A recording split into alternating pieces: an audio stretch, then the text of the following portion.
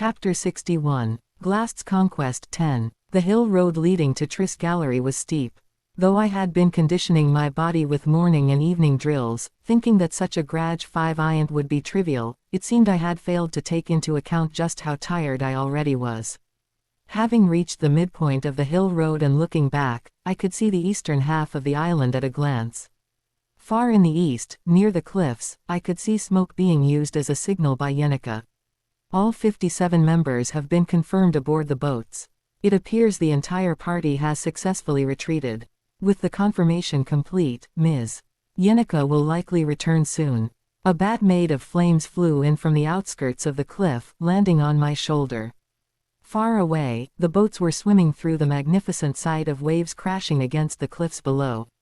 In the already dark night, had they really traversed waves like those, climbing up from the cliff area? Even with a desire to move incognito, avoiding the scrutiny of the scholars, it seemed an incredibly reckless plan. Nonetheless, the judgment of the mercenaries was cold. They were well aware of how much damage leaving behind their client could do to their reputation. Nonetheless, the decision to abandon Elt must have come from a stark realization of the difference in power. There is no folly greater than to proceed with an impossible contract. Even if it meant their livelihood suffered for a time due to the hit on their reliability, it wasn't more important than their lives in the moment.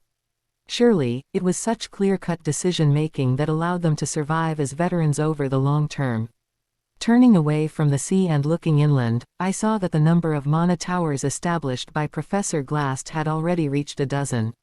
Erected using pre-etched celestial magic circles scattered about Akan Island, the towers now reached so high I wondered if they could be seen even from the mainland across the sea. Sharp screams pierced the night sky of Akan Island. The last boss of the secret lab, the reanimated devil of the underground waterway, was screaming in agony. It was only natural that Taili's raid progress had advanced significantly over time. It was finally time to enter the final stages of Glast's conquest and bring the second act to a close. I had postponed the decision of what to do with Elt after his suppression. For now, I had handed over his custody to the Elt Company, deciding that the matter could wait until after the conquest. The finer details would likely be handled by Lortel, who would also end his own bad blood with the situation.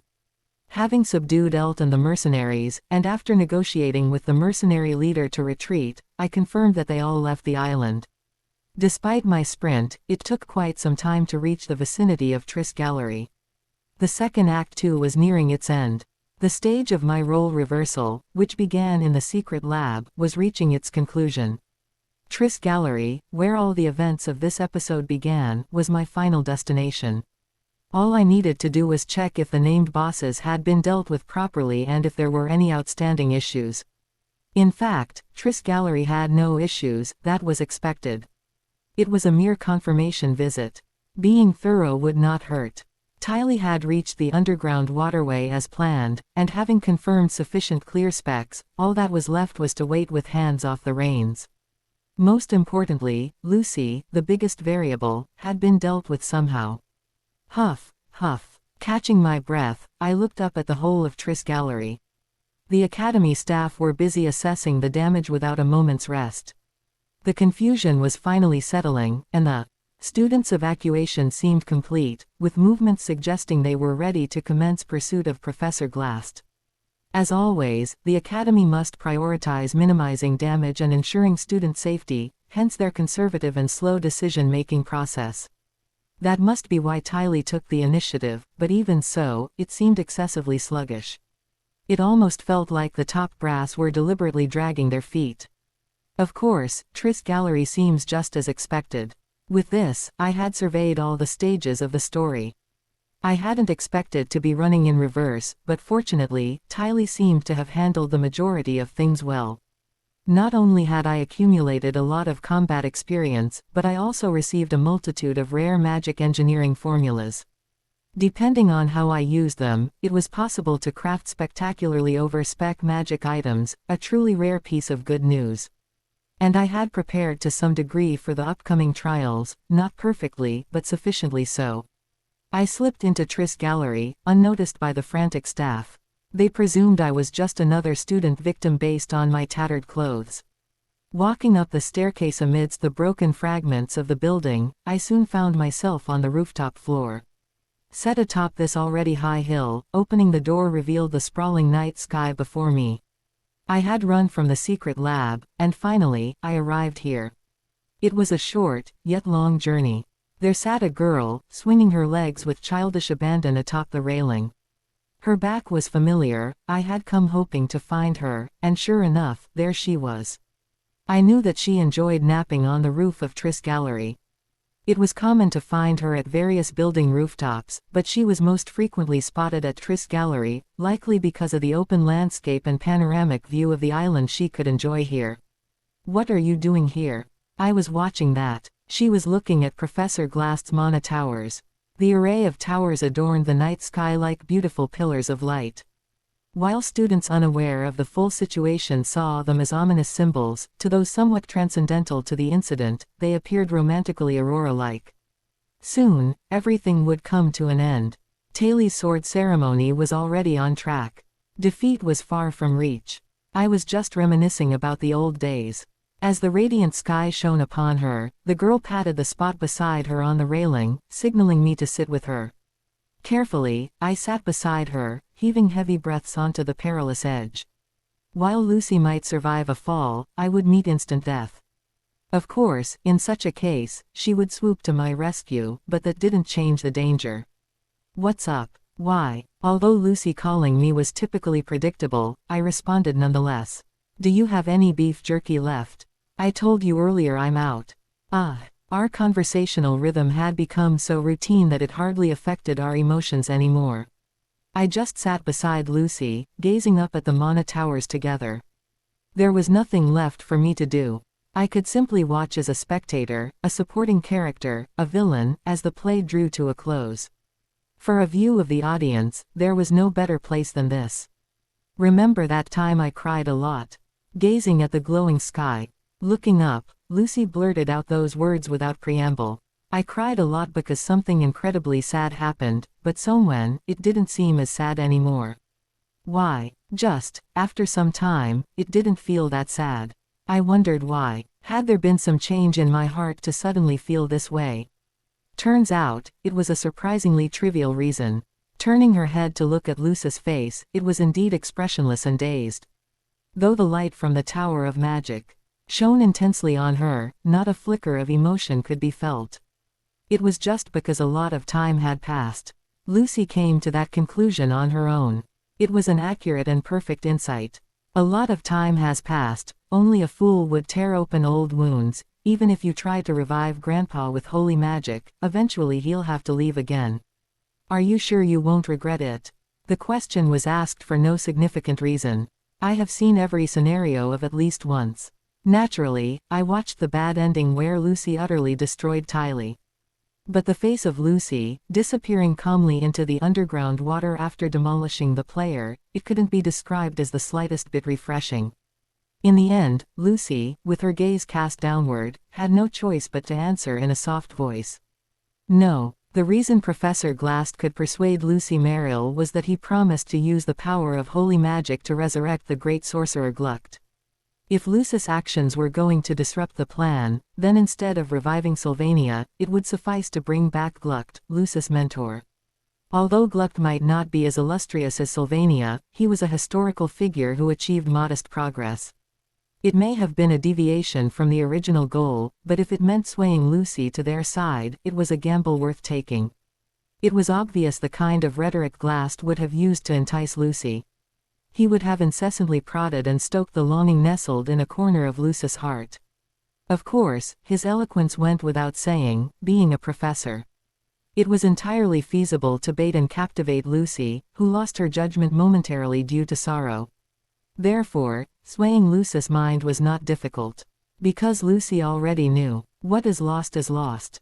There is no need to resurrect the pain of loss.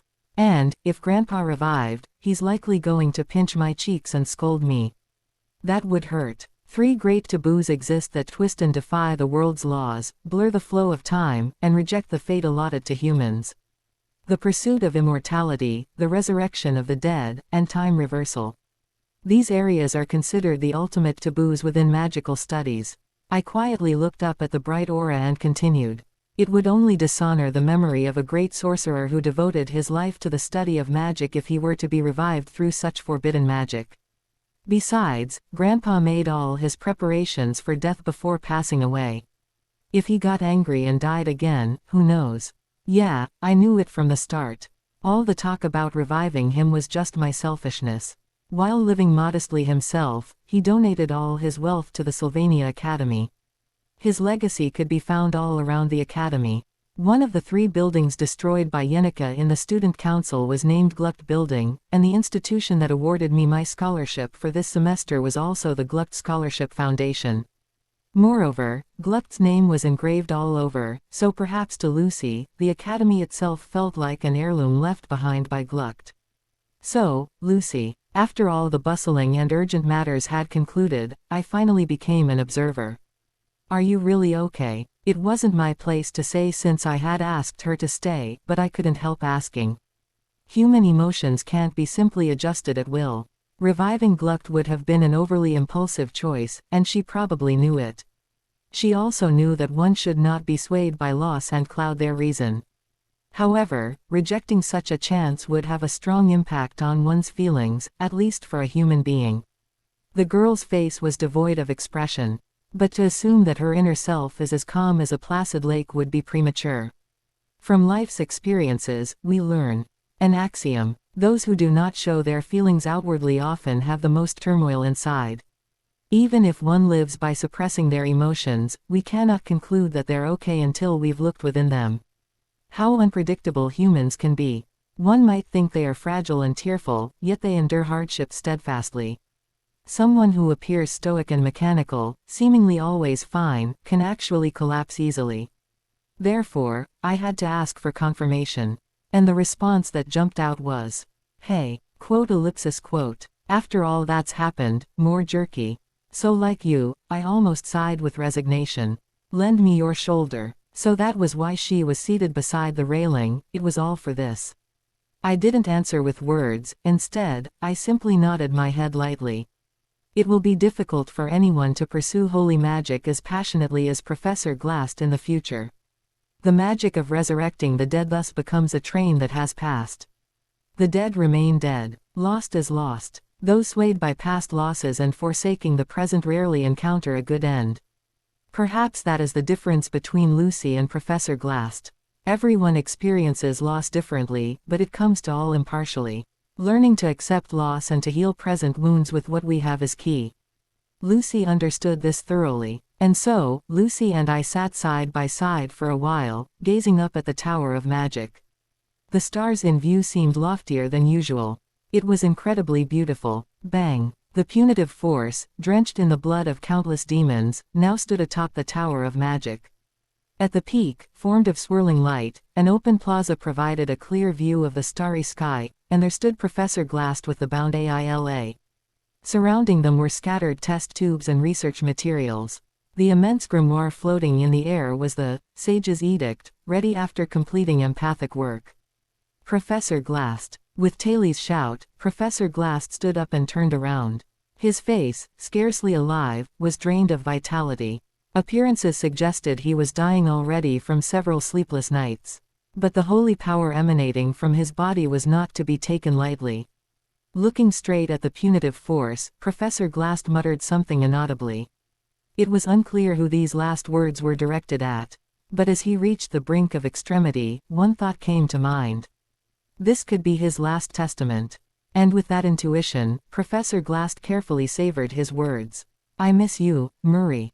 Professor Glast repeated the name once, then closed his eyes gently. The final battle of Act 2 had begun. Chapter 62. Glast's Expedition 11. His field of vision was narrow. It had always been Professor Glast's old concern due to his myopia. Given his profession required extensive reading, struggling with nearsightedness and a limited field of vision was inevitable. The life of a teacher is ultimately a sedentary one. Like the majority of professions, repeat the same thing for decades, and it all becomes routine and patterned. Even the tumultuous and chaotic one-year academic schedule becomes predictable after a decade or so of repetition. The unexpected anomalies and problems that pop up now and then fade into just another past experience with time. What remains in memory are the seemingly identical everyday landscapes churned out in the same mold. Seated at his large desk in the personal research room, engrossed in reading the annotated tomes of the sages, analyzing the holy mana, managing the academic curriculum, reviewing teaching materials for the students. And then, the scenery outside the window changes. Snow falls, rain pours, wind blows, the sun rises in the east, and before you know it, it's fleeing to the western sky. The youngest professor who screwed up comes begging for forgiveness, flustered. First-year elemental studies students who wish to preview intermediate magic come seeking him out in his research room. The head chancellor on his way to some affair stops by to share a cup of tea. So immersed in work at the same spot, painful memories soon fade away. If it's a wound that won't heal, then gradually forgetting is the only option. If there's no way to cure it, then the only thing left is to find a way to forgive the pain. At some point, dark circles deepen, eyes become hollow, and hair turns coarse. Even rumors calling him a walking skull don't bother his emotions much anymore. Sometimes while sitting at the research desk waving the quill pen, the surroundings blur. Is it that cursed nearsightedness again, or is it a sign to rest because of depleted stamina? He pondered, although the workload wasn't exceedingly harsh compared to normal times. Fragments of old memories occasionally flood back into his mind. He straightens his back, leaning against the chair, and runs a hand over his face. As always, he closes his eyes tightly. Remembering Murray's face any longer is pointless. It's nothing more than self-harm. Then what should he paint over the darkness beneath his eyelids? There's nothing to draw. It's like a blank canvas before a novice painter.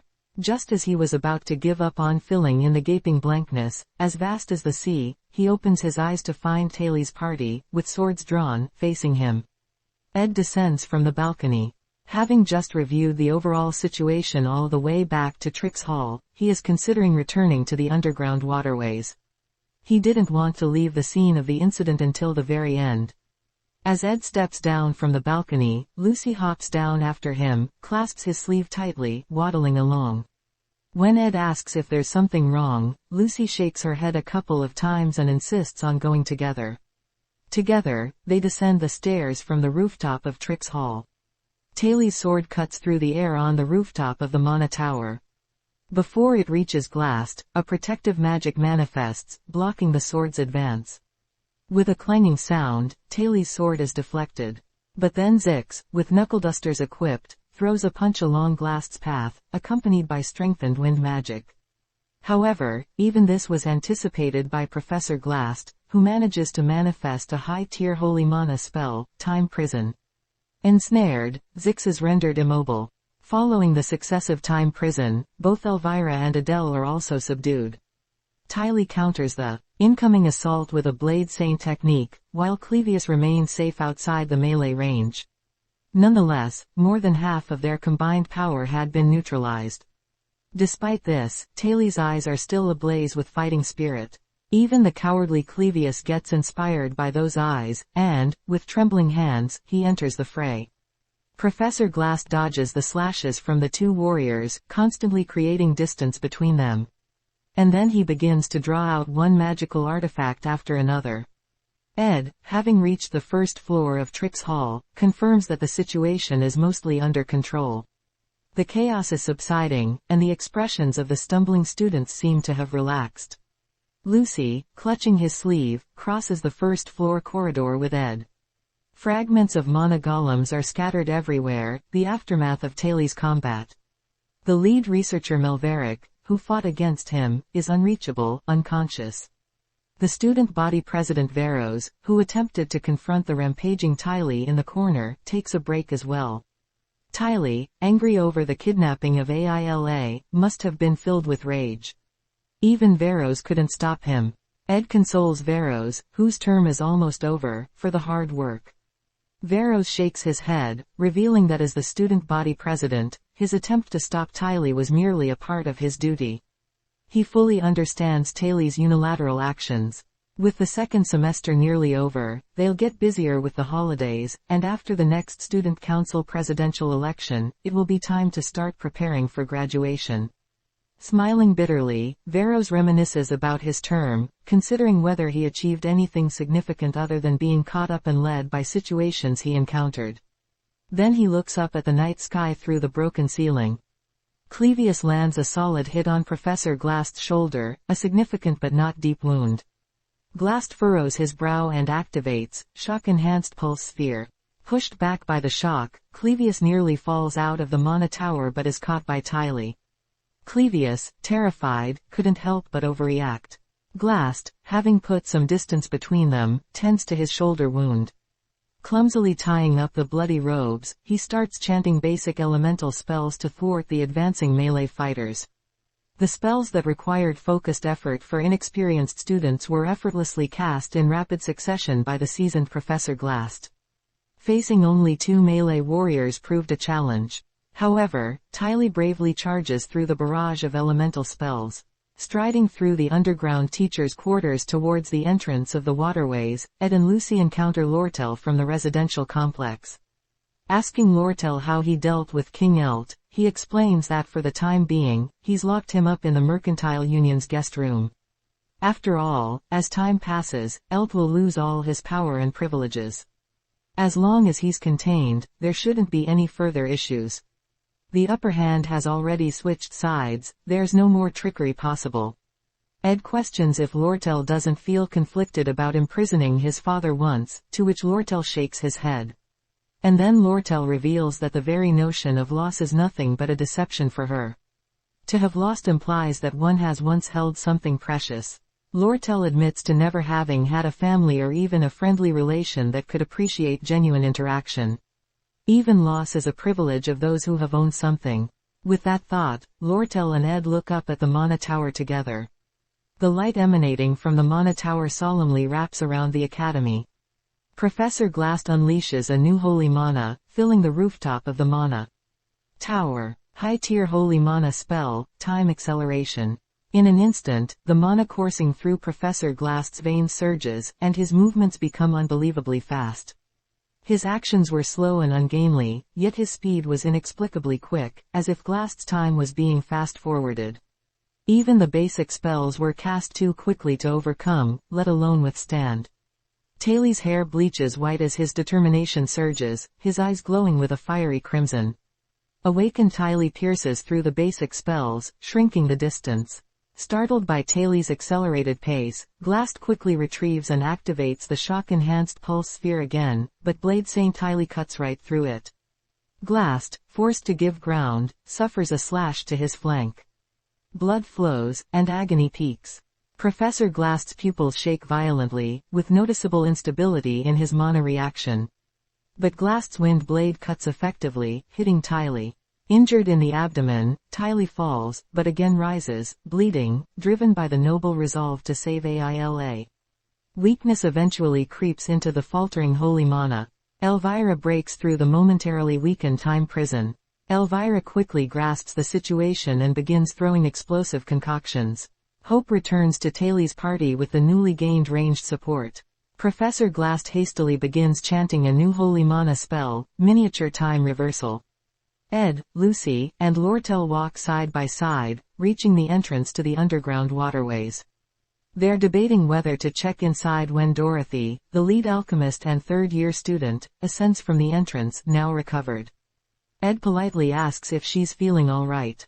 Dorothy complains about her severe headache and dizziness, sharing the terrifying confrontation with Yenneker vividly. Ed listens quietly, not sure what to say. Dorothy looks up, observing the Mana Towers filling the sky, and cautiously mentions that she's unsure about Professor Glast's plan. Nevertheless, to her, he's a treasured mentor who acknowledged her potential. Feeling somewhat distant as if he was always looking far away, she still would choose Glast as the top teacher she's met at Sylvania. Hearing Dorothy's words, Ed understands why she took part in these plans. Despite everyone bad-mouthing the seemingly ill-tempered Glast, he had played his role diligently as a mentor to someone. Professor Glast's wounds heal in an instant, and the ominous red mana enveloping the sky intensifies. Miniature time reversal, magically rewinds the injuries on his own body, making them as though they never existed. Witnessing the full-out magic exertion, Tylee, Elvira, and Clevius can only widen their eyes. The power of holy mana magic, defying causality, momentarily undermines Taylee's resolve. But defeat is not an option. As long as Isla's life is in peril, Tylee will never give up. From a life filled only with harsh trials, only Tylee knows the magnitude of Isla's significance. The unfolded Blade Saint techniques advance to a second phase, each move ingrained in Taylee's mind. But Professor Glast is no easy opponent. The extensively researched holy mana magic of Professor Glast envelops Tylee and his compatriots. High-tier holy mana spell, Nightmare Imprint, impervious even to Taylee's Blade Saint technique. Tylee momentarily loses consciousness, and sinks into the mire of nightmares. The party led by Tylee plunged into an illusion, facing death hundreds of times over. Stabbed, sliced, wounded, they repeated these hallucinations until their minds nearly shattered. Though it seemed but a moment in time, it was a trial so intense one's heart could break hundreds of times. Nevertheless, Tylee, Clevius, and Elvira shattered the illusion in an instant. While Clevius retched, and Elvira streamed with tears and snot, Tylee gritted her teeth and charged once more at Professor Glast. However, her weakened body was unable to penetrate Glast's defenses. The lesser spirits summoned by Professor Glast rose in unison, bombarding Tylee with elemental magic. Despite numerous attempts at sword strikes to break through, Tylee was eventually brought down in a battered state without reaching the professor. As Professor Glast prepared to deliver the final strike, a spear of ice burst through his abdomen. Zix had shattered the time prison during Taylee's battle, using the disruption in Glast's celestial magic to his advantage. Without hesitation, he cast a mid-tier frost magic spell, Ice Spear. Though it was somewhat crude in execution compared to the ice magic specialist Lortel, it was sufficient to subdue the professor in an emergency. Blood splattered from Glast's mouth, a critical injury. Yet, time magic, invoked at the expense of his lifespan, started to reverse his wounds. After Dorothy left, Ed and Lortel decided against entering the underground waterways, suspecting instability due to continuous earthquakes. Ed lamented over leaving his magic engineering supplies and formulas at the Soul Library, but valued his life too much to risk entering. Content to observe the situation from afar, Yenica emerged from the forest. Confirming that the Elk mercenaries had retreated without incident, she returned later than expected, possibly having made a detour. Asked by Ed where she had been, she mentioned wanting to verify something important. Yenica recounted what Tarkhan had told her after the Ophelius Tower seizure incident. Come to think of it, I've detected strange magical energy on the outskirts of the northern forest. I should check it out when I have time. Since it becomes more active at night, it seems to be related to celestial magic. Merelda will determine the exact location. Convinced that it was associated with celestial magic, she felt compelled to investigate personally. No magic towers had manifested deep within the northern forest. Was the engraved magic circle intended for some other purpose? Yenica was too intrigued to ignore it. She asked if Ed would join her, and he, equally curious, nodded in agreement. As they prepared to depart, a rustling in the bushes and a startled squeak revealed Assistant Professor Claire Elfin huddled alone, clinging to her knees. Injuries might heal, but pain is not so easily forgotten. The pain of being stabbed lingered in Glast's mind, his spirits shaken. He pushed the forbidden magic to its limits, his eyes bloodshot, his pale complexion ashen. Enhanced claw hands, shockwave orbs, abyssal call, ignition, wind blades, and fright, demon contagion, time acceleration, basic elemental magic, short-range spatial movement, anti-gravity, cleansing winds, demon golem summoning, explosion, demonic tribe release, spatial freeze, disaster elixir, night butterfly elixir, smoke cloud elixir, steel rock elixir. Using every form of magic engineering equipment, elemental, summoning, spatial, interference, and curse magics, as well as alchemical elixirs, he dominated the battlefield. Even with ample space at the top of the magic tower, nowhere was safe. Taylee's party began to turn the tide of battle. Despite impending defeat, Tylee remained undeterred. His fierce willpower shone brightly, driven by his unwavering desire to rescue Aila. No one could help but admire such determination. With Tylee leading, the punitive force broke through Glast's obstructions. Dodging, neutralizing, and enduring, the close combat warriors slowly inflicted wounds on the professor. Avoiding, distancing, defending, but Glast was naturally weaker up close. Blood sprayed. From his shoulder again, a dagger grazed his collarbone, and magic pierced his thigh. Despite this, he overcharged the forbidden magic once more, rewinding time on his body. Even though the lethal wounds kept coming, he refused to fall. Despite feeling like hitting a robust wall with bare fists, Tylee and his party didn't despair or give up. Defeat was not an option. They would not succumb to pain. They would not cave to adversity. This was the path of heroes. Finally, Adele, known as Romanticist Adele, shattered the remaining time prison and joined the battlefield. Seeing Yenika's face, an alarmed Claire began apologizing profusely for something she seemed to have deeply feared. Not wanting to be outdone, Yenika awkwardly bowed her head, apologizing in return, though her relief did not diminish her discomfort. When Ed asked Claire why she was there, she explained she fled the waterways due to the peril. Observing the bruised skin, ruffled hair, and bloodshot eyes, Ed nearly asked if Yenika's terror prompted her tears, only to find streaks already drying. After a flustered response, Claire admitted her tears and recounted her arduous years under Glast's tutelage at Sylvania. Professor Glast, he's just an utterly detestable person. A stubborn old bigot, spiteful, with a skull-like face, offloading his work, arrogant, dogmatic, prone to lecturing, brash, and critical, someone you simply could not like. Despite her intuitions and keen discernment, she still regarded him as the epitome of a scholar amid the people she met at Sylvania. With Adele's support, excelling in purification and bolstering allies, the battle shifted further. Despite repeated lethal injuries, Glast kept rising, unblinkingly, his blood-soaked robe tied tightly. Though Taylee's injuries were severe, he lacked the ability to rewind time. His blood-soaked condition didn't prevent him from hoisting his sword anew. Despite the mental strain, his will could not be broken. It was as if he had surpassed human limits, becoming nearly zombie-like from sheer determination. Glast deflected Clevia's sword strike and repelled him with a wave magic.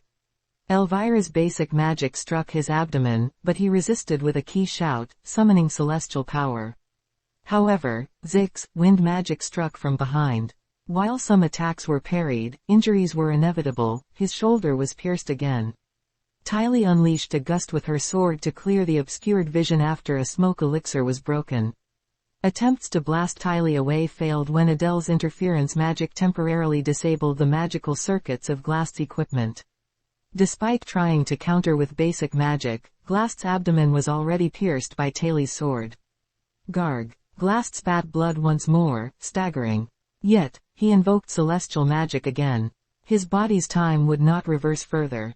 The overburden of magic refused any further miracles. Ah, Kerr. Tylee withdrew his sword and struck again. Glast failed to block. Perhaps he anticipated his wounds would heal, and battle would continue, but the last fatal blow was irreversible.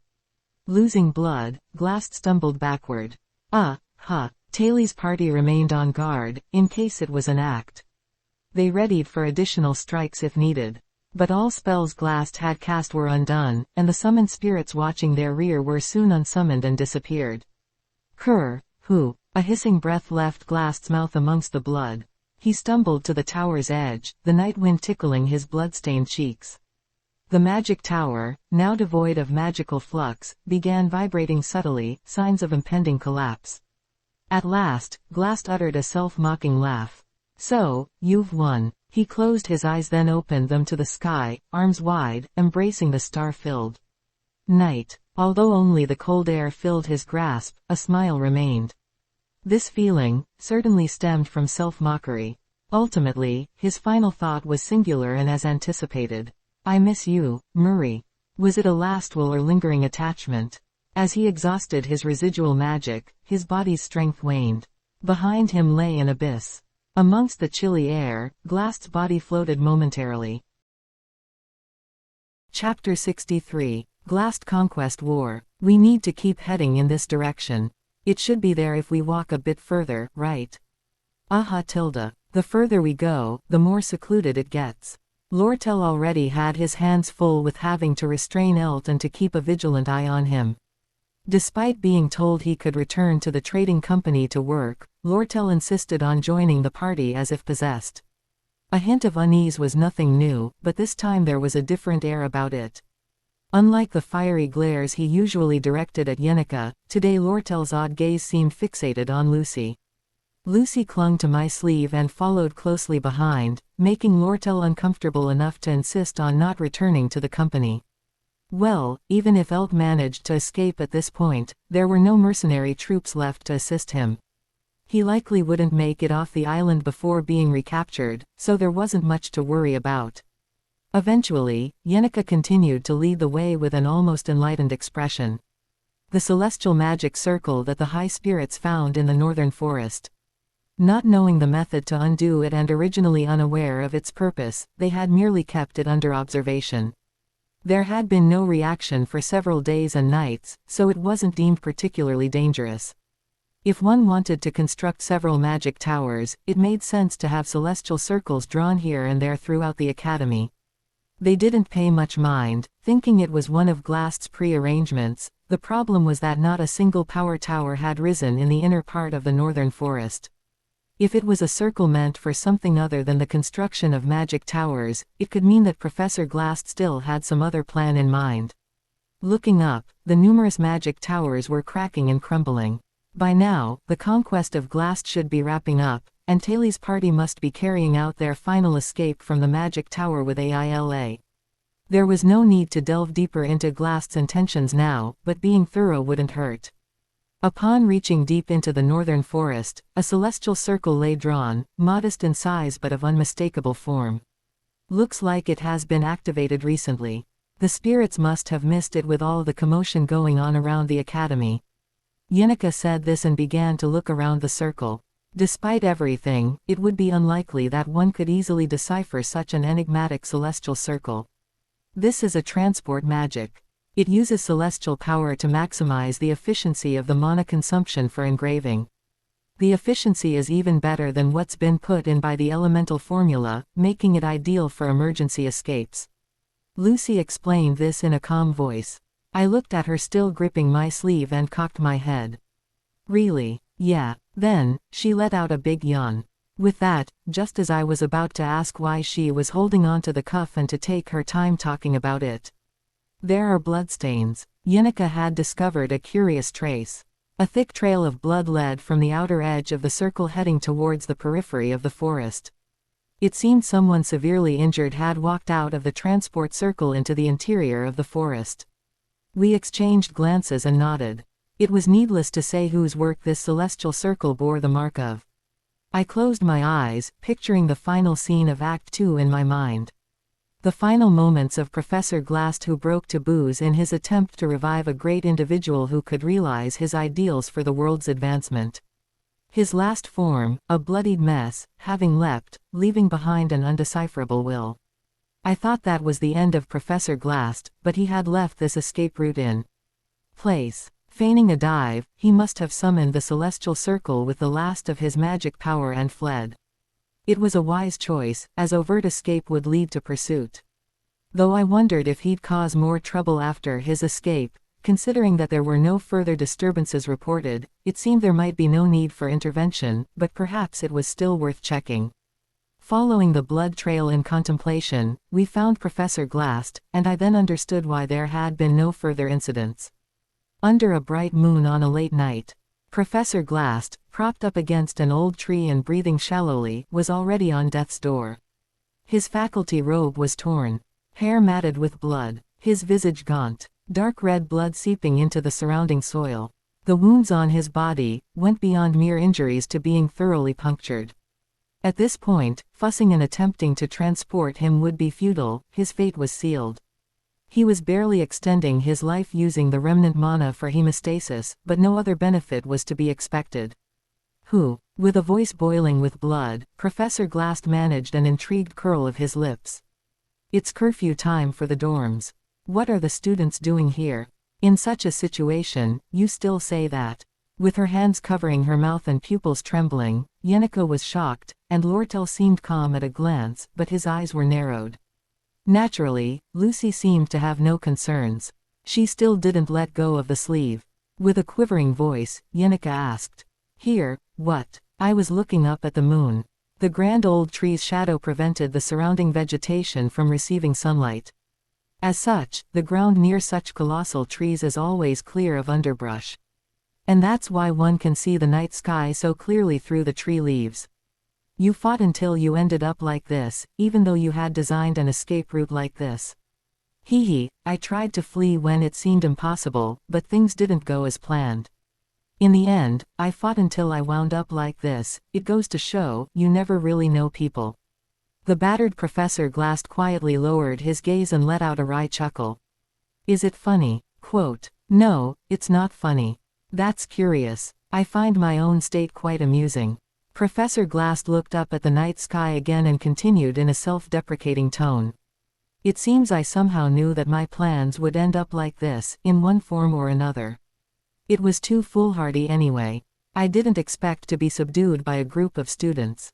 You knew. Who told you that? Who knows? Professor Glast let his words trail off, but I had a clear enough understanding just from that. The silhouette of the Academy's headmaster, Obel Forcius, watching the faculty building from the Trix Tower, flickered before my eyes. Seeing my expression, Professor Glast sighed softly. Perhaps he realized I'd caught on to the extent of the situation, and he spoke frankly. Spending over a decade at the Sylvania Academy, and not getting any severance, a momentary oversight seemed a fair trade for severance, didn't it? I don't think that was right. I'm not in a position to judge others' actions as right or wrong. Well, the long years between Obel and myself are, strictly private. Even so, if I had crossed the line, he would have come to stop me. Regardless, he is a man with too much sentiment. He's not well suited for the role of headmaster.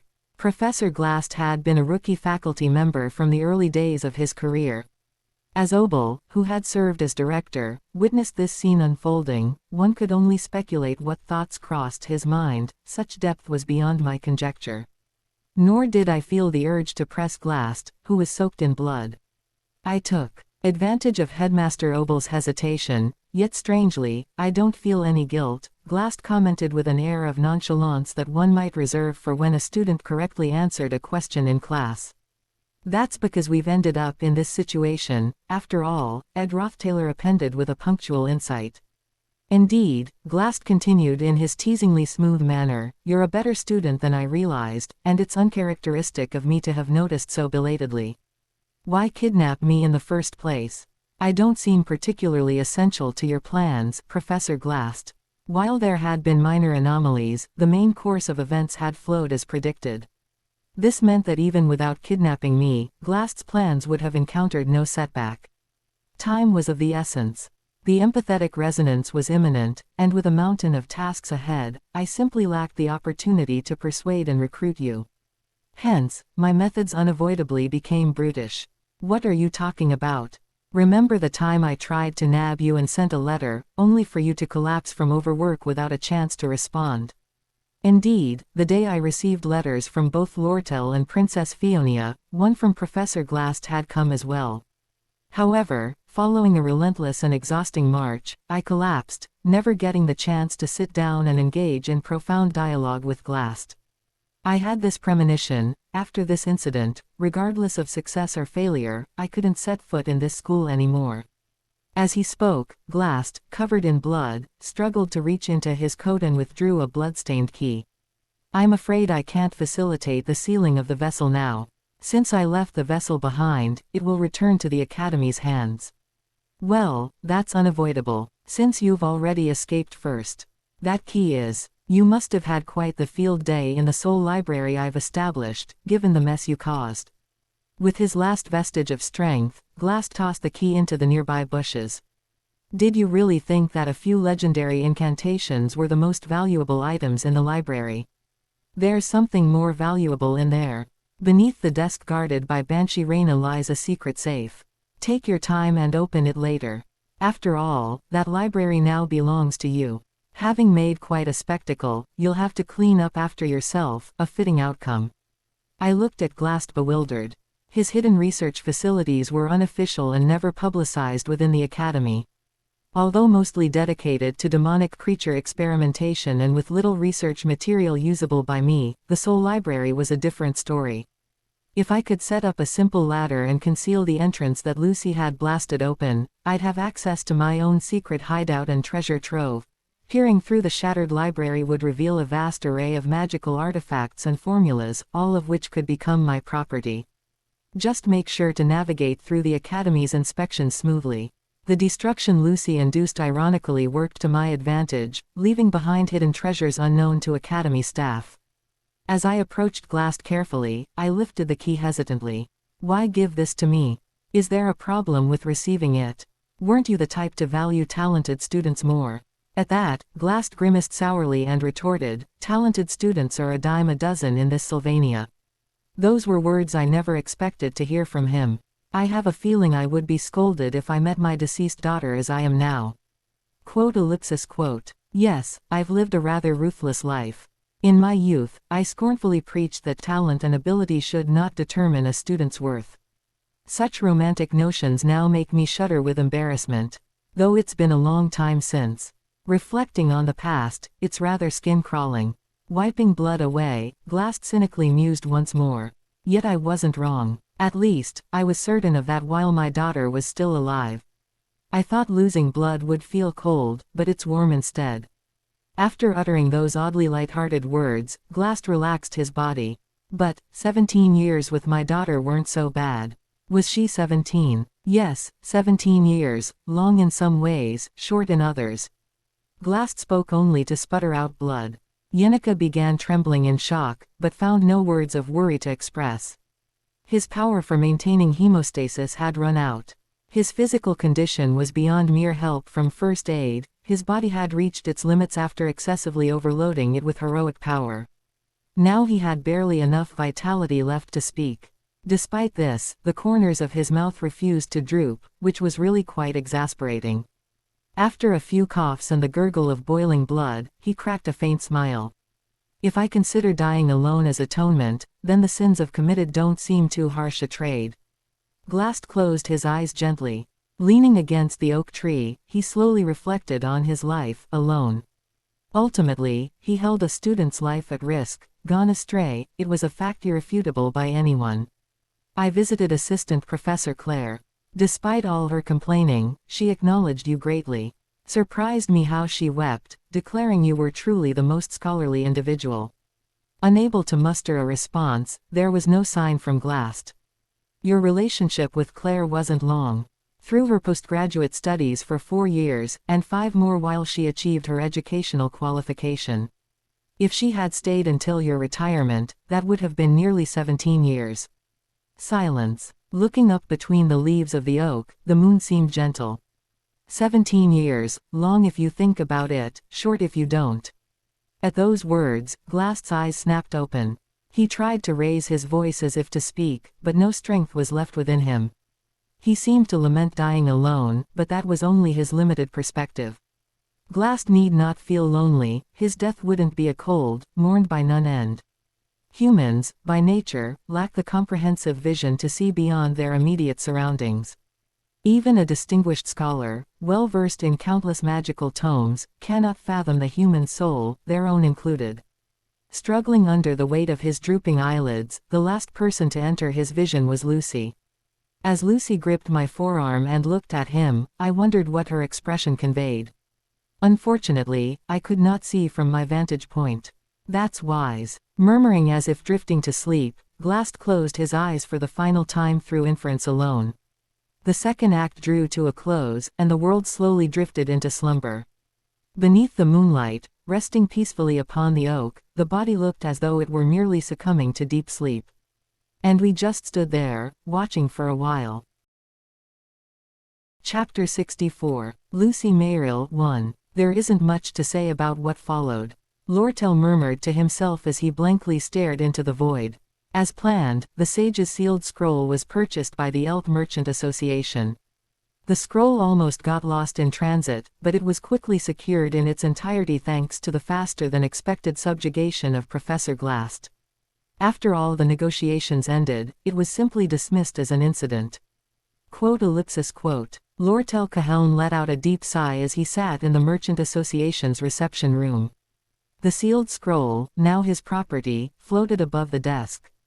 The resonance procedure was completely finished, and Lortel Cahelm had officially become the scroll's rightful resonator. Indeed, the sensation of resonating with magic power is considerably intense. He possessed not even a grain of knowledge about stellar magic. The benefits Lortel Cahelm could receive as the scroll's resonator were, at most, a slight enhancement of his magic power resonance. He could potentially invoke greater spells proportional to the mana within the scroll, but that would hold little meaning unless one had a deep understanding of various magics like Professor Glast.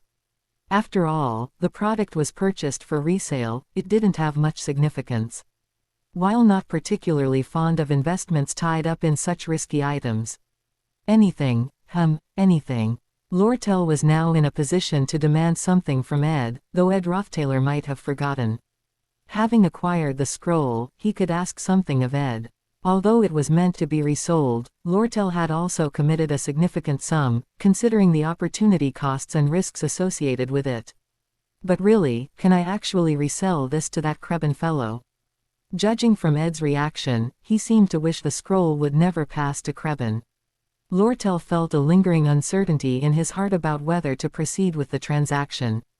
Quote. Suddenly, Lortel swallowed dryly. Lately, he'd been spending more time contemplating Ed, a development he wasn't comfortable with. On one corner of Lortel's desk were the formulas given by Ed and the list of materials requested. He had even drafted a contract proposal, though it hardly favored the Merchant Association. Lortel began to sense the gravity of the situation. The time to separate personal feelings from business was approaching. A yearning for companionship had followed Lortel throughout his life, but recently he'd been unable to maintain the line. Born with the makings of a great female merchant, Lortel Cahelm must not lose his cold, calculating gaze, always weighing his interests. Yes, perhaps I need to become more ruthless.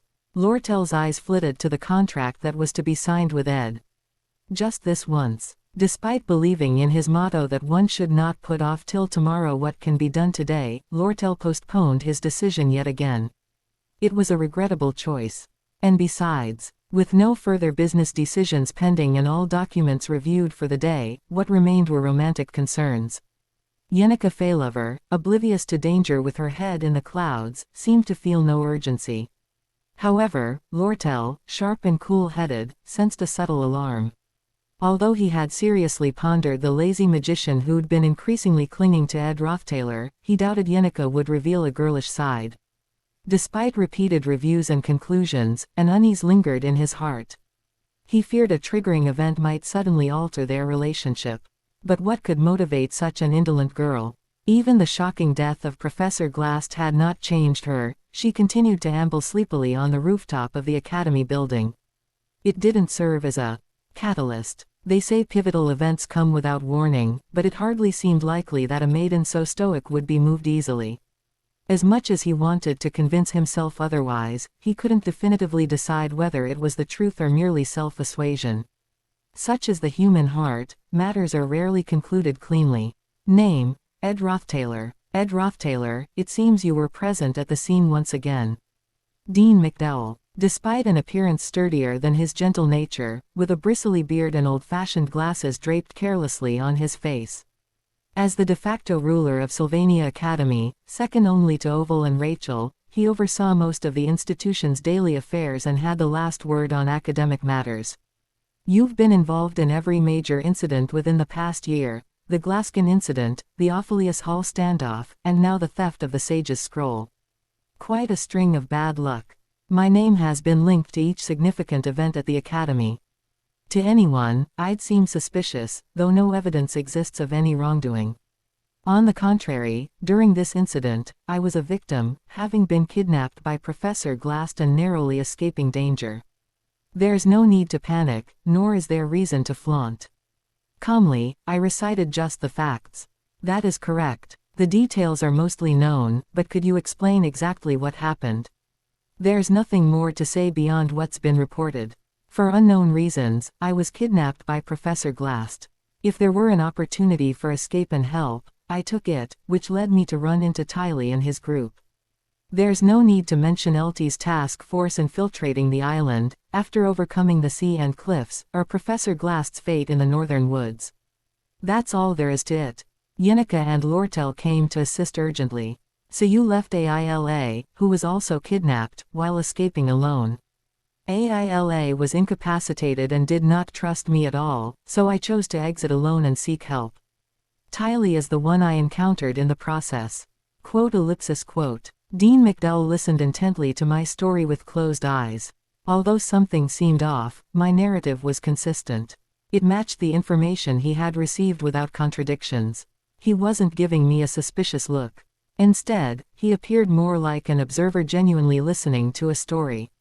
Still, I couldn't help feeling unsettled, knowing my involvement in significant affairs wasn't merely coincidental. Simply explaining my situation across the sofa to clear suspicions wasn't enough. But without hard evidence, suspicions had their limits. I was clearly a victim in this case, and any misstep by Professor Glast could only be attributed to neglect on the Academy's part. Eventually, Dean McDowell's words became predictable. You've had a tough time. The Academy should do something for the affected student, the mental stress must be considerable. Thus, I've given it quite some thought.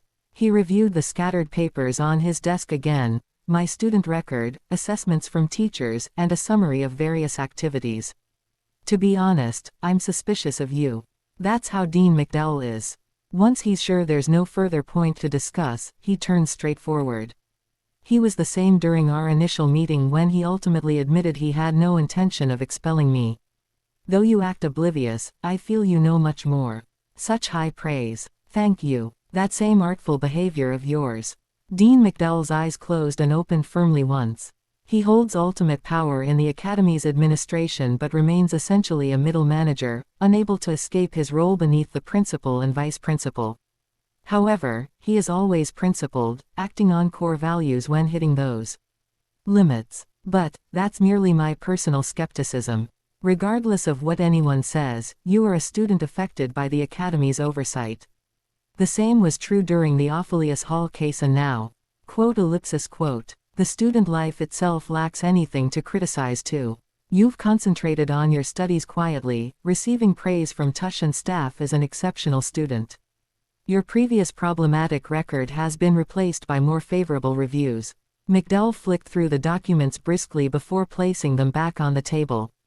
With such impressive academic improvement and having quite surpassed the troubles of your entrance exam, there's no more reason to dwell on responsibility. Moreover, the Academy sees a need to compensate you somehow. He finished with a kind tone. Ed Rothtaylor, it truly seems you've strived hard in your life. That's something I cannot deny. Quote. The Academy does not intend to neglect such a student. Surely, you deserve some recompense. To my surprise, Dean McDowell's gaze was free of distrust or malice, instead offering what seemed an expected correct response from a dean to a student. You'll be granted permission to reside in Lortel Hall, one of the Academy dorms, and you won't have to pay residence fees. However, there's no current vacancy, so you'll need to stay in Dex Hall until the next semester. It seemed he had some idea about the living conditions I've been enduring. No more a life of miserable wandering for you, Ed. You were entitled to a normal student's life. Leaving the dean's office, I crossed the corridor and headed out. Yenica, who had been lounging on a lobby bench and staring at the ceiling, noticed my departure. Ah, Ed, you're out. How was it? All okay. They didn't scold you, did they? No rough treatment. I'm the victim. Why would they do anything to me? Yeah, guess you're right. With the tall, magical towers collapsed, the crisp autumn sky was clear once more. Less than a day had passed since the chaos, leaving the Academy staff busy with damage assessment and repair. Morning classes were cancelled accordingly. The all-night crisis management was nearly over, and it seemed this was to be my final sit-down regarding the situation. I hadn't had a proper rest, nor had I washed or changed clothes, so I looked a mess. Seeing me, Yenika sighed deeply, seemingly distressed by the day's events. You've been through a lot, Ed. What a mess this has turned into. After his funeral rites were duly performed, he would probably be buried in the land of his birth. Since one cannot hold the dead accountable, the case would be closed just like that. Under normal circumstances, he might have been a great scholar who departed this world blessed by the Order's high priestess, but now settling for this much seemed adequate. At least he didn't seem to have lived a lonely life, so that aspect was somewhat comforting. Professor Glass's secret research lab had been temporarily closed. The academy staff had investigated the interior but didn't find anything particularly unusual. With the sole library buried in fragments looking like mere ruins, it seemed they had no intention to intervene further. I should be thankful to Lucy for having smashed it thoroughly. Since the event was a disgrace from the Academy's perspective, they'd want to conclude it quickly. As a result, if the Academy's interest faded away, the contents of the library would be mine alone. While it was certainly a pleasing prospect, it didn't bring unadulterated joy. A tinge of bitterness was natural. Sorting out these thoughts, I eventually reached the camp. Whoosh! The place had somehow become like a home to my heart. I recalled the makeshift wooden shelter hastily constructed when I first found myself adrift here, and the cabin built during the summer break, along with various survival tools, the fire pit, and logs and stumps lounging around as makeshift chairs. The net that stretched over and was left hanging now served as a hammock, and next to it, firewood piled for the winter was neatly stacked in the open-type log store. Phew! It seemed an uninvited guest had found their way here again. A tiny mage with a gigantic witch's hat lay atop one of the logs, puffing breaths contentedly. She was the kind of girl who could pop up anywhere at any time, but it appeared she now considered this camp her private napping spot, which was amusing yet slightly irritating. This is still my camp, right? I treaded over and opened the cabin door.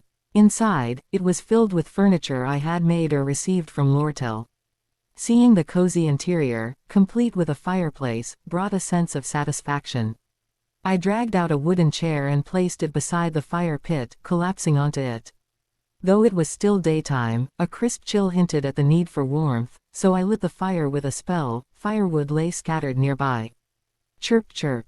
Pitter-patter, zeez-zeez. Closing my eyes, I soaked in the restfulness, the chirping of sparrows, the sound of the river flowing nearby, accompanied intermittently by Lucis breathing. There was a pile of tasks waiting. Laundry needed washing, food supplies checking, and I had to prepare for the finals starting in a couple of weeks. The next semester's tuition fee required some serious thought. That wasn't all. There was still plenty left in the scenario to run through. During the vacation, there would be placement tests for new students, the upcoming Student Council President election, and Taylor's additional Sword Sanctity event. Yet, all I yearned for at that moment was rest. I let my imagination run wild, thinking of what life would be like if I moved into the Dex Hall. Although my notorious reputation had mostly waned, some students still held a poor perception of me. Addressing misunderstandings with them was overdue. Without the daily rush to hunt, meals would be served in the cafeteria, and there would be no need to hustle, just a leisurely walk to the professor's building.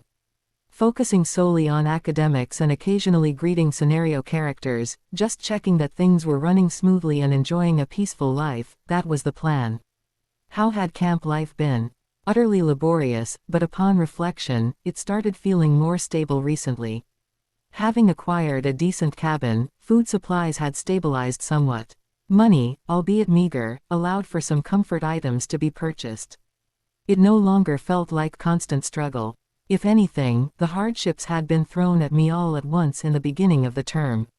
Now, I felt acclimated to just about anything. Moreover, this camp granted me freedom from curfew, allowing a relatively independent schedule from academy life and the liberty to act alone late if needed. It was an environment well suited for crafting, cooking, and physical training.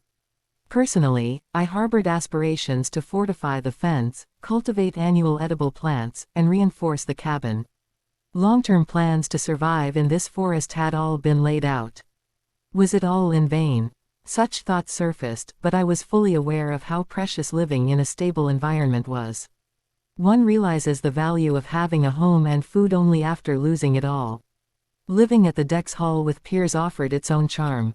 Needless to say, it was a dilemma. Should I really move to Dex Hall? I quietly mulled over the words. So, is this camping life coming to an end? Whoosh. Thump. Just as I uttered those words, the sound that followed was Lucy suddenly pushing off the ground and propping up her upper body with vigor. Quote. Turning my head towards Lucy, the person I thought was soundly asleep had her eyes wide open, staring right at me like she had heard something she shouldn't have.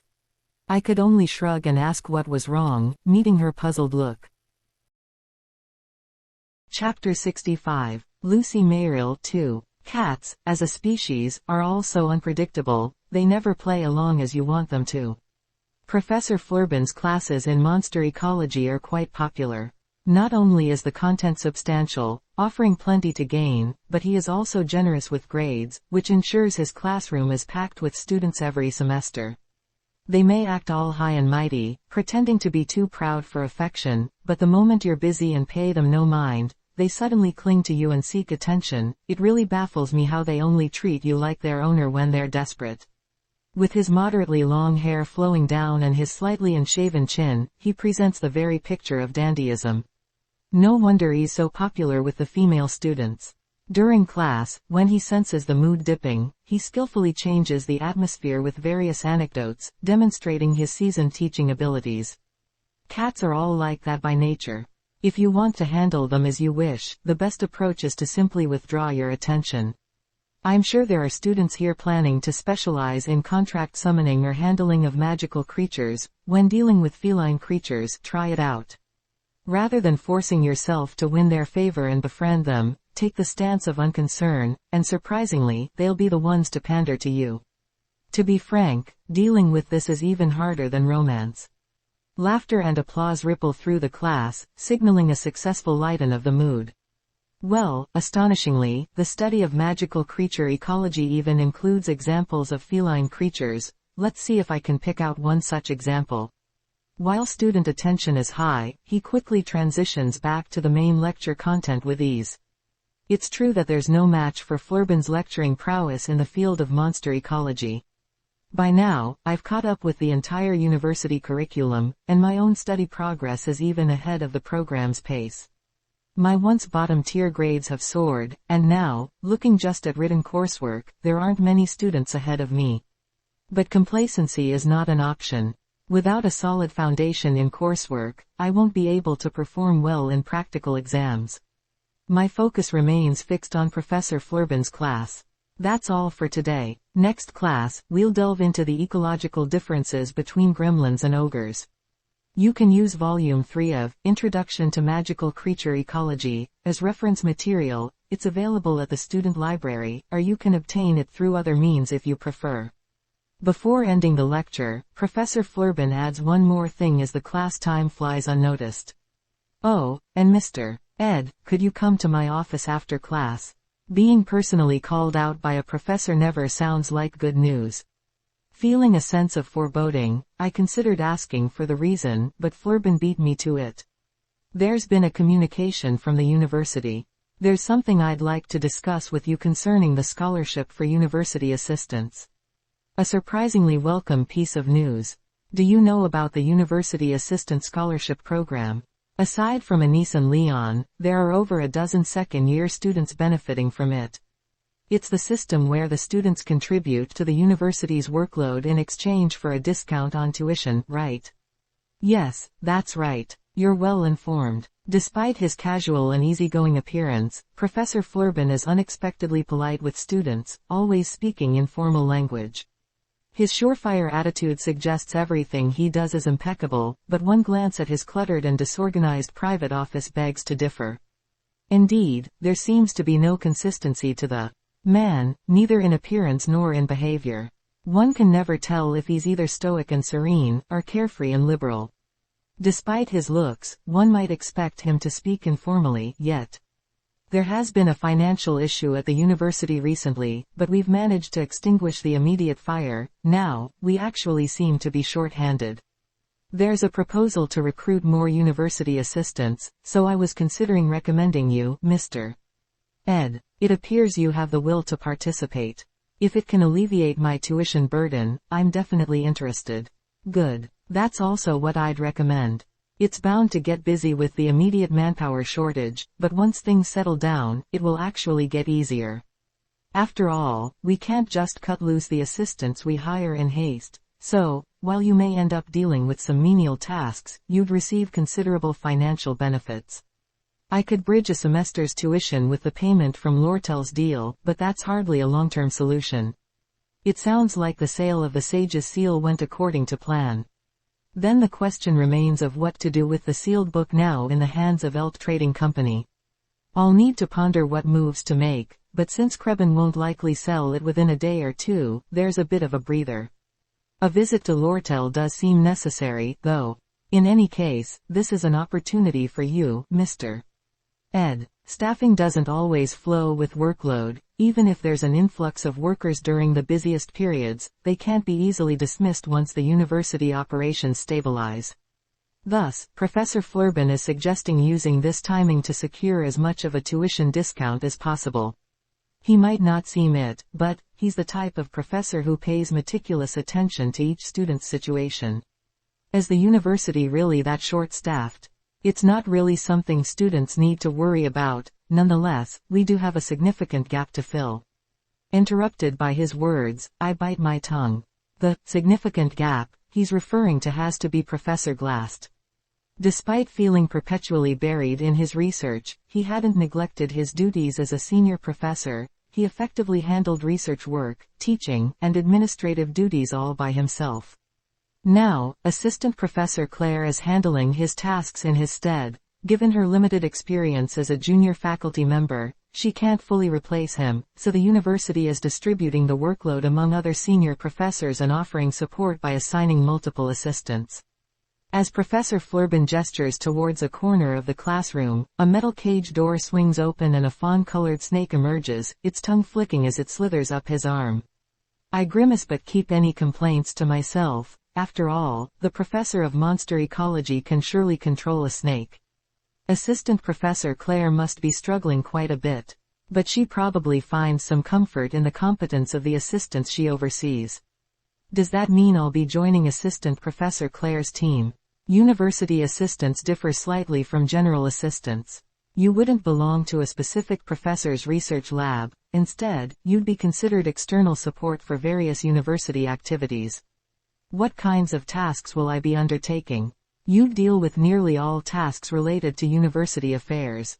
Of course, we wouldn't ask for anything too intense that it would impact your studies. For instance, I sometimes need help with paperwork or assistance during field surveys. Professor Flurbin carefully examines the snake's jaw, checking if there are any health issues. Assistant Professor Claire has taken over Professor Glast's duties, so, after the end of semester evaluations finish, she'll handle convention matters during the summer break, and towards the end, she'll be responsible for the entrance exams of new students. The senior professors will help, of course. Is that so? Yes. So, Mr. Ed, you may end up supporting these kinds of tasks. As long as they don't interfere with your studies, you'll likely engage in practical, hands-on work. And if you do encounter new students, avoid trying to assert seniority. Sensitivities are high these days. You might have to deal with quite privileged individuals. I shake my head, indicating clearly that's not my intent. I harbor no desire to unnecessarily interact with other students beyond what's required. I might secretly wish to make high-quality connections while at Sylvania, but I seriously doubt if I have the emotional bandwidth to focus on relationships right now. Tylee has gained adequate momentum. Initial worries notwithstanding, the character's growth is set to show an exponential surge, provided nothing extraordinary arises. She managed to maintain the trajectory even during the tumultuous Glast skirmish, accomplishing everything despite numerous anomalies. Now approaching the initiation of the Sword Saint ceremony, Tylee is about to make a name for herself as a true Sword Saint.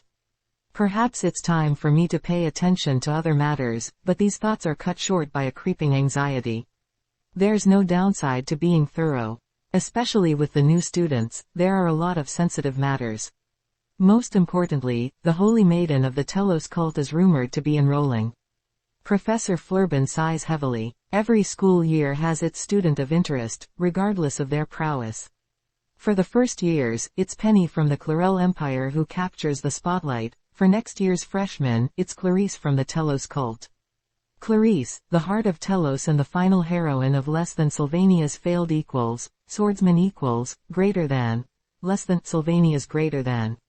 True, the Holy Maiden's enrollment is attracting all the interest, but there's also a plethora of notable figures among the new students. Now that you'll be somewhat representing the university, it might not be a bad idea to keep an eye on them. He then retrieves a document and skim-reads it. It seems the university's faculty already share information about the key incoming students. The university administration must feel the heat as well. An overwhelming number of prodigiously talented or well-bred students are enrolling this year, placing extra weight on the professor's shoulders. But, you know, it's rare to have such an array of brilliant talents under your charge, Mr. Ed. A chance to act as senior to the likes of the only son of the Northern Border Legion Commandant, the descendant of the Catastrophe Alchemist, or a scion of the continent's most powerful dynasty. Before he can finish, Professor Flurbin halts, as if he's revealed too much. Perhaps he spoke too comfortably in front of a student, a slip unbecoming of someone so shrewd. As someone disowned by my own house, this topic could be sensitive. I glance at the report Flurbin is holding. As expected, it contains exactly what I thought. There's no need for the professor to mind a student's feelings so much, but still, some things can wound a student's pride. I respond, unaffectedly. That's all right, Professor. Inscribed with magic, the photograph reveals a young girl.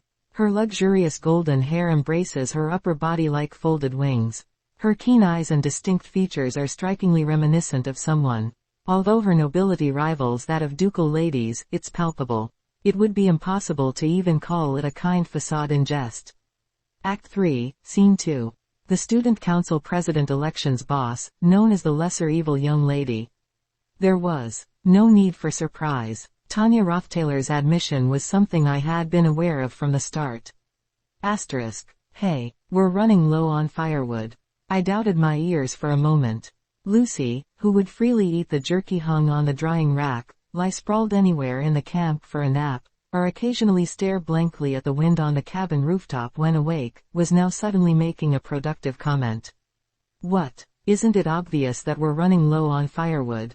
Sitting in front of the campfire, sharpening arrows, I asked again. What was she saying? Lucy, who had been lazily lying around as if everything in the world was bothersome, was worried about a shortage of firewood. Winter is coming, and we'll run out of firewood. Lucy sat nearby on a rock, chewing on jerky.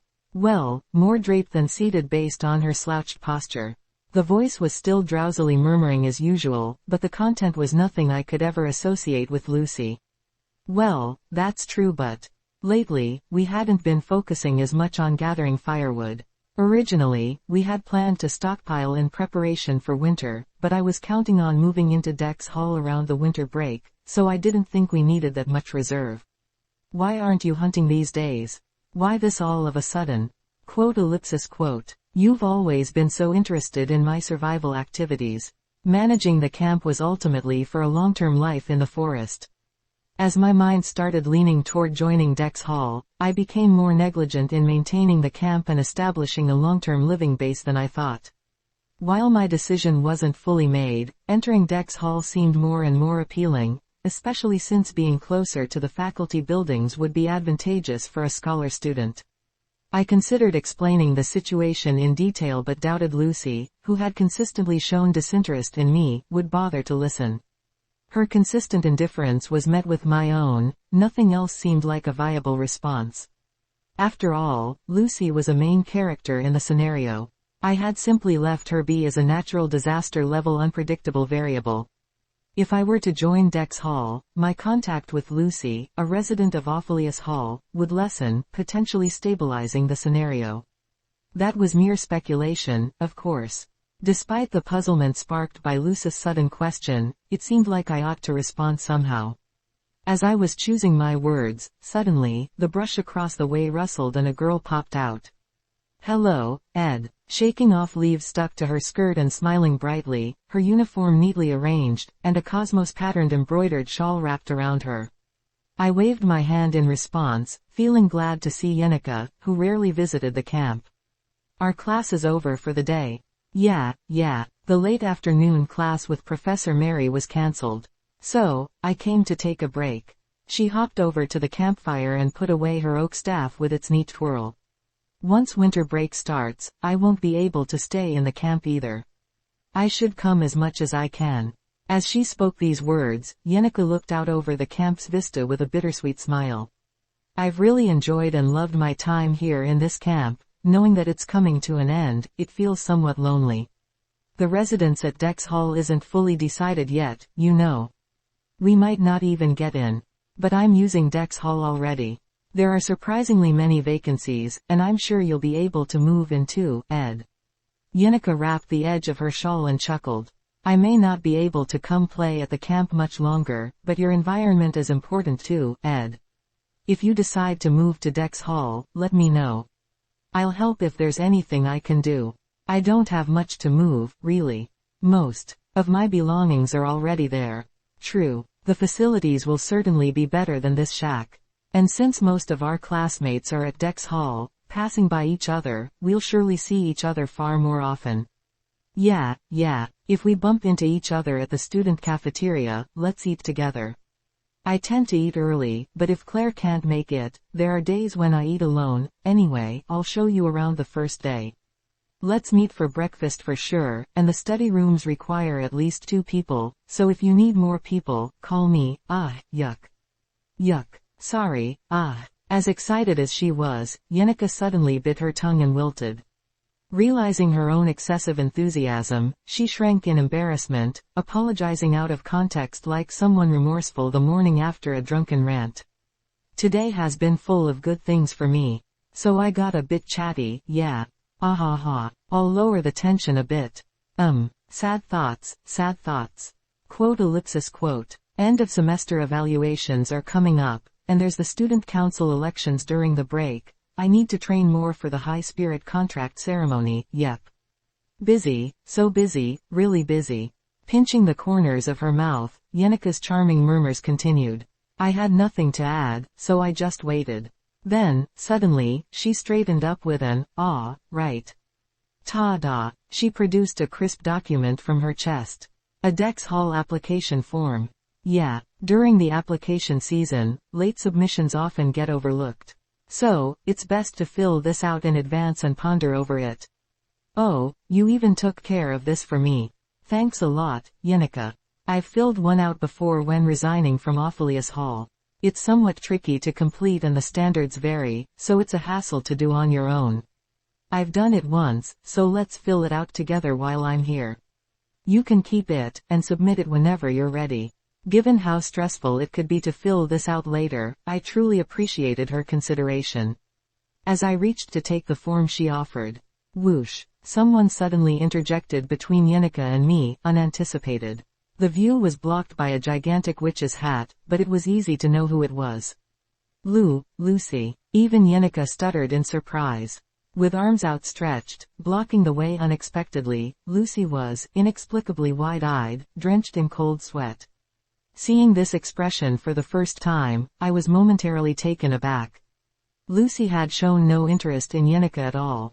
For the first few days, Yenika had been mindful of Lucy, but after several days of no reaction and just lying around sleeping or doing her own thing, Lucy had long become just part of the background. Having Yenika engage in a conversation with Lucy was a rare occurrence. Ellipsis. Lucy, with eyes spinning dizzily, glanced back and forth between Yenika and me, the camp, the drying racks, and the campfire, then turned her gaze to the document Yenika was offering. She reached out as if to obstruct but refrained from unleashing any magic. Due to her contract with Glast, Lucy didn't usually misuse her powers against the members of the Sylvania Academy unless it was absolutely necessary or in an emergency. Thus, it was hard to expect magic to come from her now. Neither did she hide her grudge against Yenika. But without using magic recklessly, and with the application form approaching as if it were a talisman to ward off evil spirits, Lucy just trembled and sweated profusely. She backed away, bumping her head on my chest, then flung her arms towards Yenica, shouting. Stop. She looked up at me briefly, expression mixed with confusion. She glanced back and forth between us and the camp again, her face flushed with turmoil, unable to hide it. Don't take that. Her unexpected behavior left us momentarily frozen. Winter special lessons. Who would hold the classes since Professor Glast is absent? Leaning over the office desk, Lortel tilted her head as she took in the academic correspondence. Surely someone would replace A-class lessons. I hadn't expected things to progress this swiftly.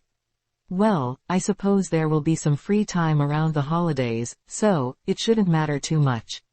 She brushed her tied-up auburn hair and sighed deeply. The end of the academic term would be busy for both Yenica and Ed, not just for her. As for Lucy, it's likely there wouldn't be any noticeable changes. A peculiar sensation brushed over her back. Lortel adjusted the knitted overcoat she wore casually and stood up from her seat to open the office window, letting the crisp air cleanse away her fatigue. But that strange feeling persisted.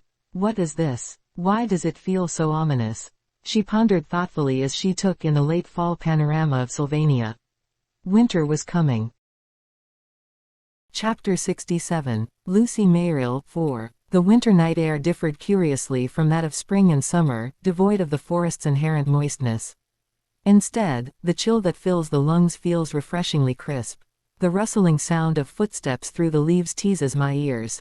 I tighten my grip on the rope slung over my shoulder.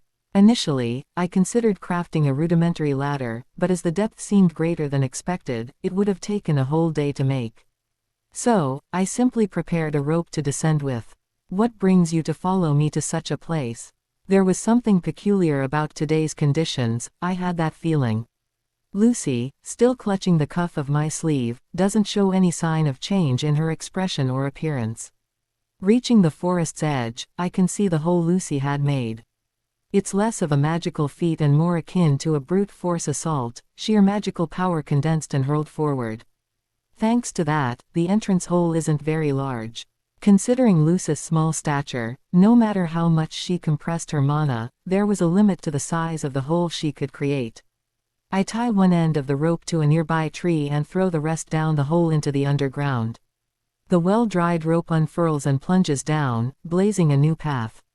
I give the rope a few good tugs to ensure it's securely fastened. I could use my magic to descend together. No need. Like I said before, we're not going down just once. I need to check if I can climb up and down by myself.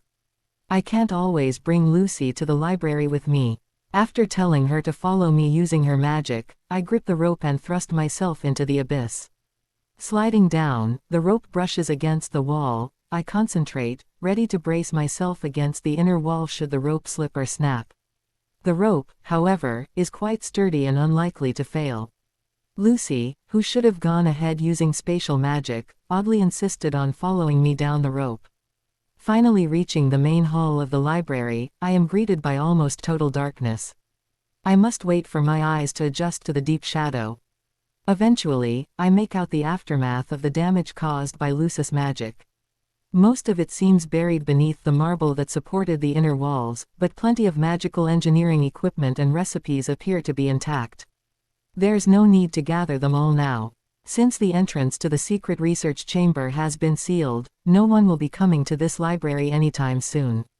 We have plenty of time. I stride towards the central table of the library. Sweeping away the tabletop, I find an odd crack on the floor.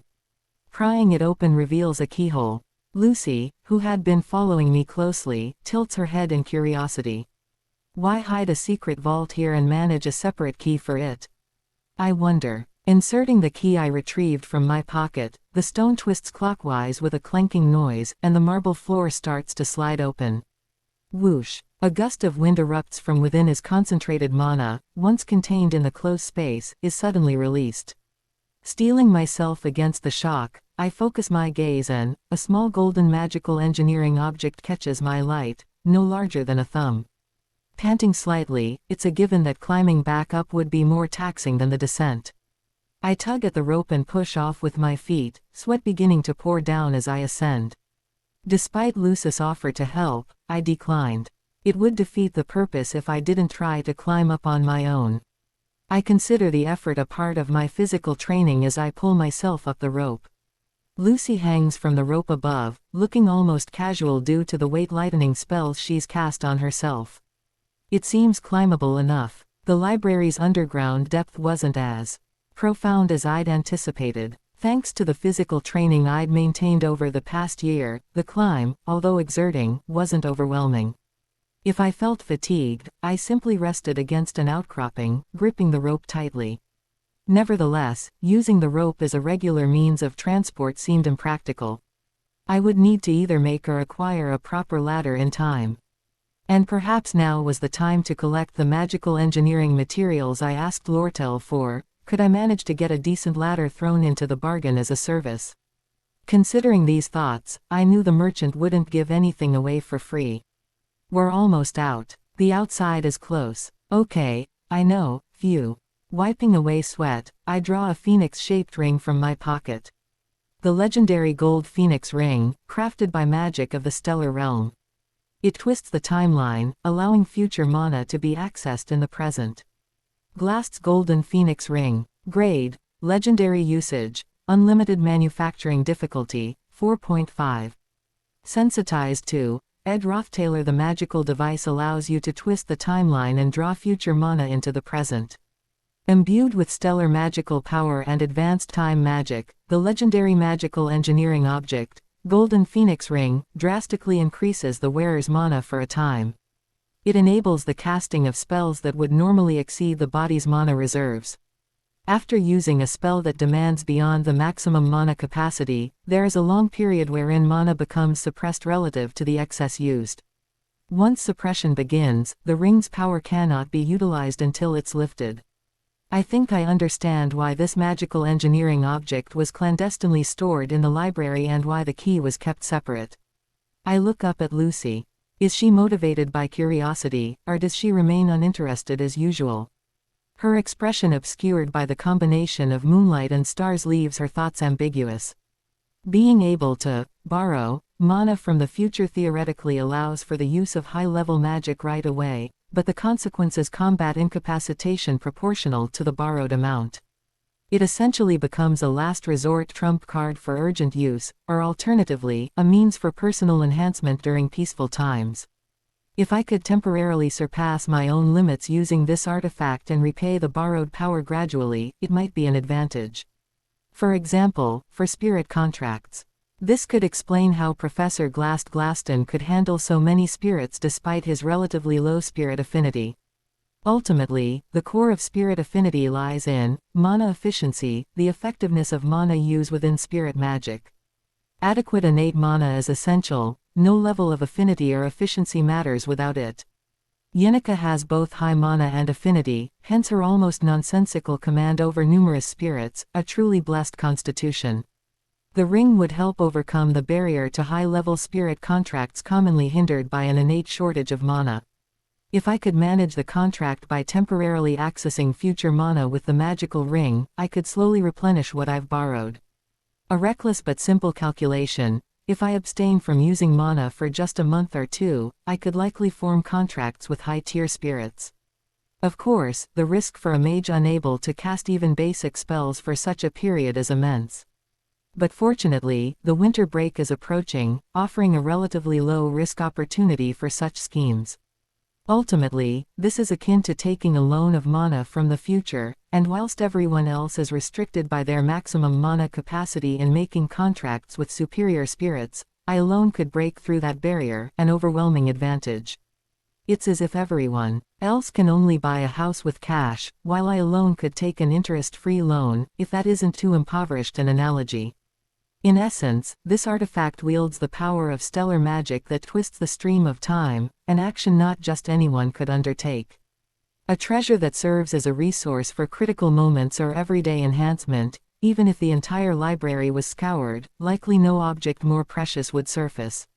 This ring is a magical device that allows you to harness power beyond your innate mana capacity. Of course, there's a risk, so it can't be used carelessly. It was clear from the beginning that the professor had a specific intention in all his actions. He's always preached about how pushing borderline talent is a sin, and that uncovering and refining the raw gem of natural ability was his true calling, and yet, behind everyone's back, he's been crafting artifacts like this. Now I understood why the library was stocked with so many magical engineering formulas, all part of his research. It seems this was all a part of Glast's grand scheme. The key that once rested in Glast's arms was never meant for me, it was intended for Murray. A final gift to her daughter who had faced the wall of talent and ultimately met her demise. When I consider it like that, the puzzle pieces fall into place. But in the end, the ring never reached its intended master. Glast himself probably anticipated this to some degree. If you had time to make something like that, you might as well have. Don't speak of pointless things, Lucy, I cut her off. What's done is done. You know, there was this one time I lost a button off the sleeve of my shirt. It was unbearably tough, climbing walls by gripping onto ropes. I hadn't anticipated it would be this hard. When I had imagined it in my mind, I thought it might be manageable, but now I really think I need to get a ladder soon. The button at the end of this sleeve. I didn't realize how important it was until it was gone. Without it, the sleeve became too loose and uncomfortable to wear. I struggled with it for quite some time. Nevertheless, I am nearly at the end of this uphill struggle. I had even considered asking Lucy to pull me up halfway through, but as I got closer to the top, a streak of stubbornness hit me, and I ended up climbing all the way. Lucy, rambling on at the top edge, is strangely unfamiliar. Was she always this talkative? Is that so? The maid at the Ophelius mansion mended it for me. Since then, I make sure to be careful not to let my sleeves catch on anything when I use my levitation magic. Lucy sits absent-mindedly at the summit, looking up at the sky. Stars gleaming between clouds are reflected in her eyes as if to be embedded there. After losing it, I often realize how important the trivial seemed. Things I thought were insignificant turned out to be quite significant. That's a common story, isn't it? Something often taught in fairy tales. Yes, insignificant things are, in fact, significant. Sharing a meal, sitting idly beside someone, exchanging a few trivial conversations, checking in on each other, bumping into one another now and then, visiting when bored. The everyday life that one shares with another is a collection of such trivialities. Dramatic relationships that stretch further with each extraordinary event only happen in dramas. Crises and adversity overcome by willpower, someone being rescued from the depths, or being the one who rescues. While it is undoubtedly romantic, it isn't necessarily realistic. It's not about right or wrong. Rather, I wonder if such tales are more suited for Tylee than for me. Heroic journeys. The life of a protagonist. The trials of the world. Friendship, effort, and victory. Relationships that blossom amidst it all. However, for those living ordinary lives, building relationships isn't about glitz and glamour. More monochromatic than initially thought. Yet, there can't be a comparison of superiority. Both the brilliantly blooming rose and the modestly forming lily are beautiful. We do not rank their worth. What Lucy must have felt when she lost Gluck, I wouldn't rashly presume to know. I actually followed you because I wanted to ask you something. A few more pushes off the wall and I'll be on the ground. I can already feel the refreshing air outside. Are you going to the Dex mansion? The question caught me unexpectedly. Looking up, I saw Lucy perched at the entrance. The decision whether to enter the Dex mansion or to continue camping was balanced. Entering the Dex mansion would undoubtedly make life more comfortable. I could forget all the survival rules I had adapted to and live according to the strict academic schedule with limited freedom. Maintaining the camp life would allow more freedom and less constraint on time. It provides an excellent environment to train physical and crafting skills without much temporal restriction. However, even though I've somewhat adapted, the wild's living conditions are harsh. I could invest more time improving the camp environment, but it too would be the product of effort. With everything becoming busier, I wonder if that's even feasible. Each choice has its pros and cons, and if the scale remains unmoved, the final decision comes down to the smallest weight. No matter how minuscule, if there's a slight tilt, one tends to choose that direction. Is it necessary for you to go? A surprising line from Lucy. Unexpected, yet I couldn't say it was entirely incomprehensible. Her expression, looking up, was understandable enough. Living in the Dex mansion would be more comfortable. It's not sane to live in the wilderness during this freezing winter. After saying that, I felt too breathless and decided to head to the ground. I grasped the rope tightly. Lucy, having listened, just looked silently at the sky. Sometimes the stars are visible, but mostly the sky is filled with relentless dark clouds. It might rain. Her remark was so unexpected that I replied without thinking. No. It's not the season for that. Finally on the ground, I lay flat on the dirt, taking deep breaths and looking up at the sky as a snowflake landed on my nose. Considering the time, it was the first snow of the season. The time for rain had passed, but the coldness suggested otherwise. Lucy usually has a knack for detecting the signs of rain but can't always be on the mark. It's impossible to believe the sky will only pour raindrops. But one might assume the rain will come out of habit once the monsoon season is over, even past its time. The number of falling snowflakes silently increases. While the persistent drizzle of rain feels dismal, seasonal snow landing softly gives out a cozy feel. One could prattle on about the unromantic process of condensation and heat released through solidification, but that's beside the point.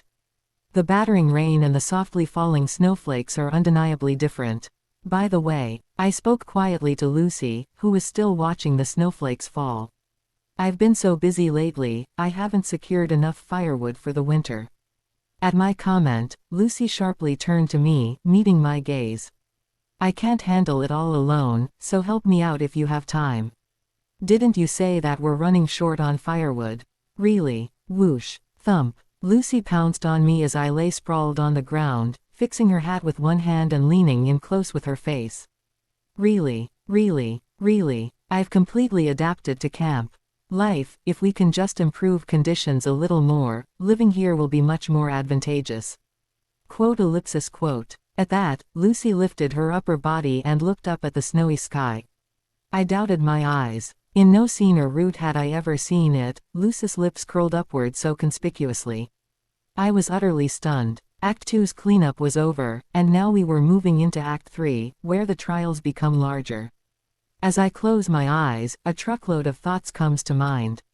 Feeling disillusioned with the corrupt faculty inspectors, the benevolent Princess Phenia who as student president aims to seize new scholastic power, and Lord Lortel who wishes to exploit the Academy's privileges for his own gain are all formidable challenges. Saint Clarice who yearns for the fall of the Telos order and the disaster of an alchemist, Claude, who drinks the blood of an evil god and becomes corrupted, each of them is a worthy opponent, but the one who will be at the end of this stage is none other than the girl herself. The final boss of Act 3, the awakened one, Lucy Mayrill. Let's greet each other again after all the stories have ended. Surely, both of us will be alive and well. Clack. The documents piled on the table are thick. There are more than a couple of matters to deal with this week. Phew. Assistant Professor Claire sat in her personal office, sipping coffee. The absence of my mentor is surprisingly immense. It's a mystery how they managed such difficult work while progressing with the SEAL research. Most of the work is done, though. After handling the conference matters, all that's left is the entrance exam for the new students during the vacation break. Everything had been prepared, including the notice to be sent to the new students' addresses. They will start gathering on Akan Island during the winter break to take their exams. I had a lot of thoughts about the exam content. I considered telling them to find a crystal like last year, but that could lead to second-year students leaking the content. I need to think about this some more. Tilda, no matter what, I'm still short on helping hands. Assistant Professor Claire scratched her head and sighed deeply. Perhaps, I should ask for additional help from the scholarship students at the Academy. This much should be allowable by the Academy, right? With my image of being the youngest professor swamped with work lately, everyone tends to listen to my requests quite endearingly. Even though I knew it wasn't entirely a good sign, it was a necessary measure. Anyway, Anise, my assistant who is in charge of the tasks, is pretty adept at handling matters. All I needed now was a sharp student who could supervise the rest. Hoping for a competent student to come along, Assistant Professor Claire dove back into the swamp of her workload. Chapter 68. Enduring Winter 1. If the life of a human is akin to the 4 seasons, then surely the life of a spirit is an extended winter. Watching over all that withers away, the great wolf of the wind guarded the forest so. You're too perfect, and that's the problem, Yenica. Laplace Bakery, situated at the entrance of the living quarters, is a historic dessert shop with a legacy intertwined with that of the Sylvania Academy. Its prominent location on the way to the faculty buildings, the quality of the pastries managed by the former royal pâtissier, the terrace filled with the scent of flowers. Its appearance, as if embodying the romance of young ladies, was the key to maintaining its territory steadfastly amidst the encroaching domain of elk trading. Being a girl of that very age, Yenica had no choice but to eagerly follow when Claire said she'd treat everyone at Laplace Bakery. The dessert tray stacked 3 levels high was filled with cakes of dazzling colors. It was at that moment, amid the sparkling eyes, that she received her tea. It's good to strive, but being too perfect can be tough. You know what I mean, right, Yenica? Yeah, you should know when to show a little weakness if need be. Claire and Anise, Yenica's close friends, seemed as usual, but today they appeared more solemn than normal. The atmosphere was the polar opposite of the increasingly relaxed academic mood as winter break approached. What's the matter, Claire? You look so serious. Well, Claire is going back to her family home over the break. She's just worried about what'll happen while she's gone. Anise spoke nonchalantly, sipping her tea. Really? I get it, I helped out back home every break last year too. It's unnerving to be away from the academy. I understand the feeling. It's not about my academic schedule that I'm talking about, Yenica. What I'm worried about is your love life. Claire's tone was direct and without hesitation. At this Yenica gasped, unable to hide her shock, while Claire relentlessly continued. To put it bluntly, you've fallen head over heels for Ed Rothtaylor. Claire, your words are too blunt. I came determined today, Anise. Don't you see why I splurged on Laplace Bakery's finest desserts? To hammer the point home to Yenica, who's been so busy lately. Bait. It's like I just took the bait. Technically, took the bait, was the most accurate description, but Anise refrained from being too blunt. And, my love life. What's that all about? Let's not beat around the bush, Yenica. I think you're skating on thin ice. Yenica might have thought she concealed her romantic feelings well, but to her close friends Claire and Anise, her inner thoughts were clear as day. Danger zone. Yes, Yenica. To be frank, you're a good friend. As Claire spoke directly, arms folded, Anise just hummed and sipped her tea from the side. Even though it's a compliment, it's embarrassing. It's a kind word, but not a compliment, Yenica. Claire looked stern as she delivered her point. When you first fell for someone like Ed, I felt like I lost a nation, but as time went by and I re-evaluated him, it became somewhat acceptable. Now here we are, right? Claire, now blushing and nodding won't change a thing, Yenica. I think it's time to be reckless. I've held back long enough. Only then did Yenica realize she had walked right into a trap set by Claire and Anise. Even reserving the most expensive private terrace at Laplace Bakery was a ploy to secure a private space free of eavesdroppers. Yenica, you're following the golden pattern of a loser in love, settling as a good friend. A thunderous echo seemed to resound in her head. What do you mean by that, Claire? Have you felt your heart race or face flush being unable to make eye contact with him lately? Why are you asking all of a sudden? Answer me. Claire was taking an aggressive approach with Yenica, who seemed too vulnerable at the moment. Anise felt concerned but decided not to intervene just yet. Well, that's... Yenica choked on her words. Certainly, ever since her initial encounter with Ed Rothtaylor, the time spent together meant she now felt a comforting warmth sitting beside him rather than nervousness, a feeling of being healed. It was an undeniable transition from her initial turmoil, yet she didn't view it as particularly risky, rather as development. Do you know what such a comfortable and reliable relationship is called? It's akin to family or a close friend. It's just a relationship where you're helpful to each other. So, I'm doing it wrong. Oh, you're so clueless. Emotional exchange needs to be two-way. Make him yearn for you too. If you just follow him around praising, is that a romantic relationship? No, it's adoration. Claire's piercing words hit Yenika like a dagger. There was a sudden burst of distant applause and cheers, unheard by Claire but faintly audible to a niece who retained some sensitivity to spirits. It seems the low-ranking spirits bound by contract to Yenika were expressing relief with the direct intervention. Yenika, you've been approaching it all wrong. Your cheerful, kind attributes are appealing, but to become sly or worse off isn't fitting for you. Surely, I think Belle's opinion was more valid on this. What sort of opinions were being shared behind my back? Forget it, Yenika. Winter break is nearly here. Don't lose out because you were slow on the uptake. Especially with a good-looking guy like that, time is of the essence. But just my luck, I have to go back home now. How can I not worry?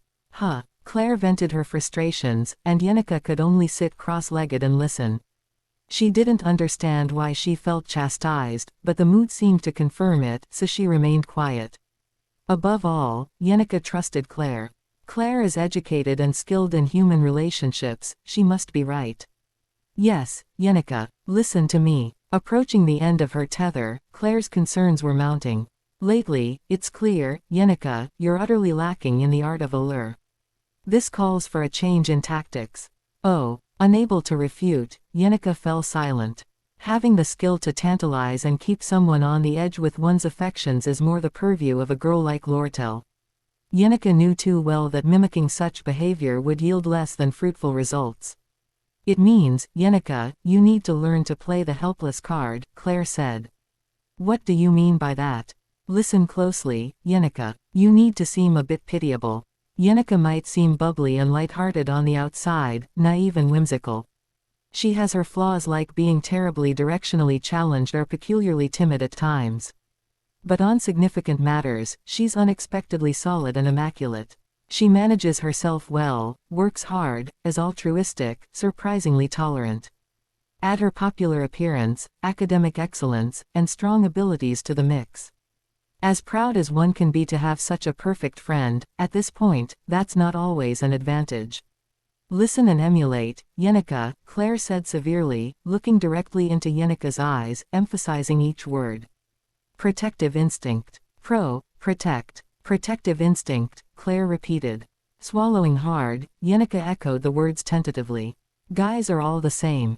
You think being dependable, supportive, and always agreeing is enough. No. Show vulnerability, constant reassurance is necessary. Oh, I am helping this woman. She relies on me. She seeks emotional support from me. Constantly reaffirm this to boost his ego, to trigger his protective instinct. Anise was impressively quiet. Claire might have zero romantic experience, but her insights were to the point. Reading all those sordid romance stories was a form of learning in love. For Yenika, this is more fitting than awkward attempts at playing hard to get. That seems iffy. Yenika voiced her dissonance, unusually for her. When Claire pressed for meaning, Yenika hesitantly shared her thoughts. Well, truthfully, I've been relying on him quite a bit emotionally.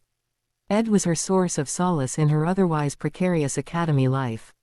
Whenever she escaped to camp, Ed would always be there by the fire, greeting her in the same warm manner. Even when Ed decided not to come to the academy, a part of her felt relieved, she had been somewhat fine with it. But does Ed Rothtaylor even know that? Well, maintaining life at camp and academy seems overwhelming for him. That was a fundamental problem. His marathon life left little room for romance. Belle Meyer's observations were spot on. To break through this, Yenika had to truly shake up Ed's world. It's just a lack of stimulation. Reveal all and seek comfort. Don't you have any spectacular concern, Yenika? Something like, wow, this is too much for me alone to handle. I can't just conjure up worries overnight, I've solved most of them. Then create them. Where there is no worry, generate one. I can't just lie to stir up concern, that'd be too guilt-inducing. Yenika reluctantly lowered her head when Ed sincerely apologized after she had been exaggerating her complaints. Yenika's conscience wouldn't allow her to lie, even if it was trivial. And as for having genuine concerns, she often resolves most of them on her own due to her competence. If I had to say I have a concern, and that concern is, After pondering for a moment, Yenika confessed. Lately, Ed has been planning to contract with a high-ranking spirit using some loophole. Quote. I spent days in agony after contracting with Tarkhan, and I worry that Ed, whose empathic ability is still lacking, might harm himself by using a loophole to contract. But Ed is ambitious about his growth, and it might work out for him. Sometimes, being bold and pushing forward is the right move. I wonder if expressing such concerns is just being obstructive. Anyway, I'm worried about that. Despite her serious tone, Claire leaned back and hit her forehead with her hands in exasperation. Anise sighed deeply and sipped her tea. Despite how the conversation flowed, this girl remained the same. With her inherent nature, what can one do? Seeing the girl's innocent gaze, Claire and Anise remembered why they became close friends with Yenika in the first place. Despite everything, they didn't really mind it. Soon, I think. After sending off Yenika, who had enjoyed a variety of fancy snacks at La Place Bakery, Claire and Anise walked side by side back to the dorm. Anise's comment didn't seem out of place to Claire, who had a sense of what was coming. However, it felt quite unnatural that Anise hadn't said a word during their conversation with Yenika. They usually chatted nonstop whenever they gathered, but today, Anise was unusually quiet, only focusing on her tea. Unlike Claire, Anise, who had some insight into romantic relationships, was the last to realize Yenika's feelings for Ed due to her busy schedule and borderline academic performance. Claire, with her freckles and messy hair, appeared full of vitality, coming from a surprisingly well-off family. On the other hand, Anise, with her elegant and refined appearance, came from a more financially struggling background, which is why she couldn't neglect her responsibilities. You know as well as I do. Yeah, Yenika seems to be under a lot of emotional stress. Was it their life at Dex Hall causing the issue, or was there another trigger? Sometimes, it felt like Yenika was pushing herself too hard. If the Glasgow incident was an outburst from being unable to hold back anymore, it's possible that Yenika's worries hadn't been fully resolved. Despite the subtle differences that most people wouldn't notice, Claire and Anise could feel them. The feeling that Yenika might reach her emotional limit again if a trigger occurs, a sense of unresolved fundamental concerns. Yet, there seemed to be periodic healing or alleviation of her emotional burden. That person must undoubtedly be Ed Rothtaylor. It's frustrating that she wouldn't confide in her closest friends and rely on them emotionally, even when they subtly probed her concerns. Anise's view, however, differed slightly from Claire's.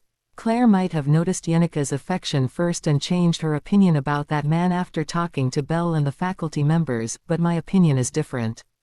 Claire seemed to understand Anise's thoughts for the first time.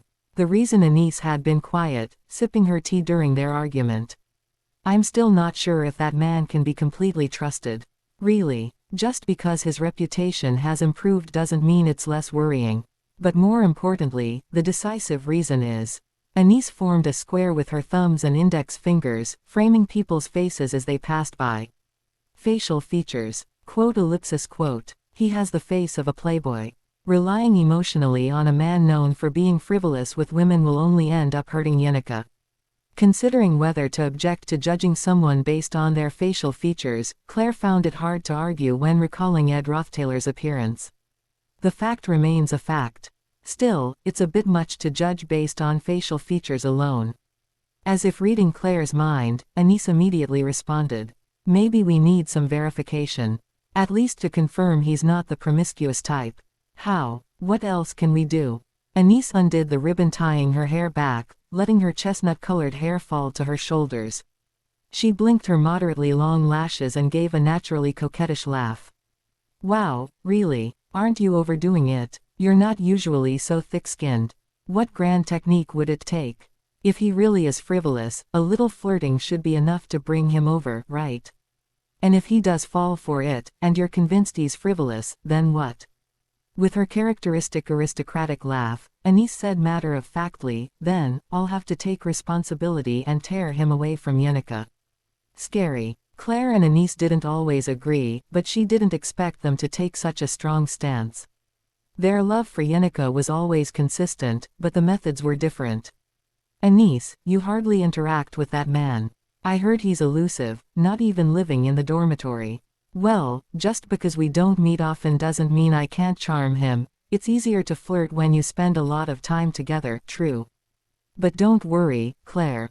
I have a plan. Anisa's confidence was most unsettling. She shouldn't be mistaken for a demure and elegant person just based on her appearance. You know my advisor, right? Assistant Professor Claire. Yeah, she's getting a lot of support from academic scholarship students due to being overwhelmed with work. It's been busy for a while due to a shortage of staff in her lab. Anise was Claire's lead TA, having worked with her since her first semester of freshman year. Assistant Professor Claire trusted Anise considerably. I heard that guy applied for an academic scholarship too. If I recommend him to the professor, I could pull him into our lab.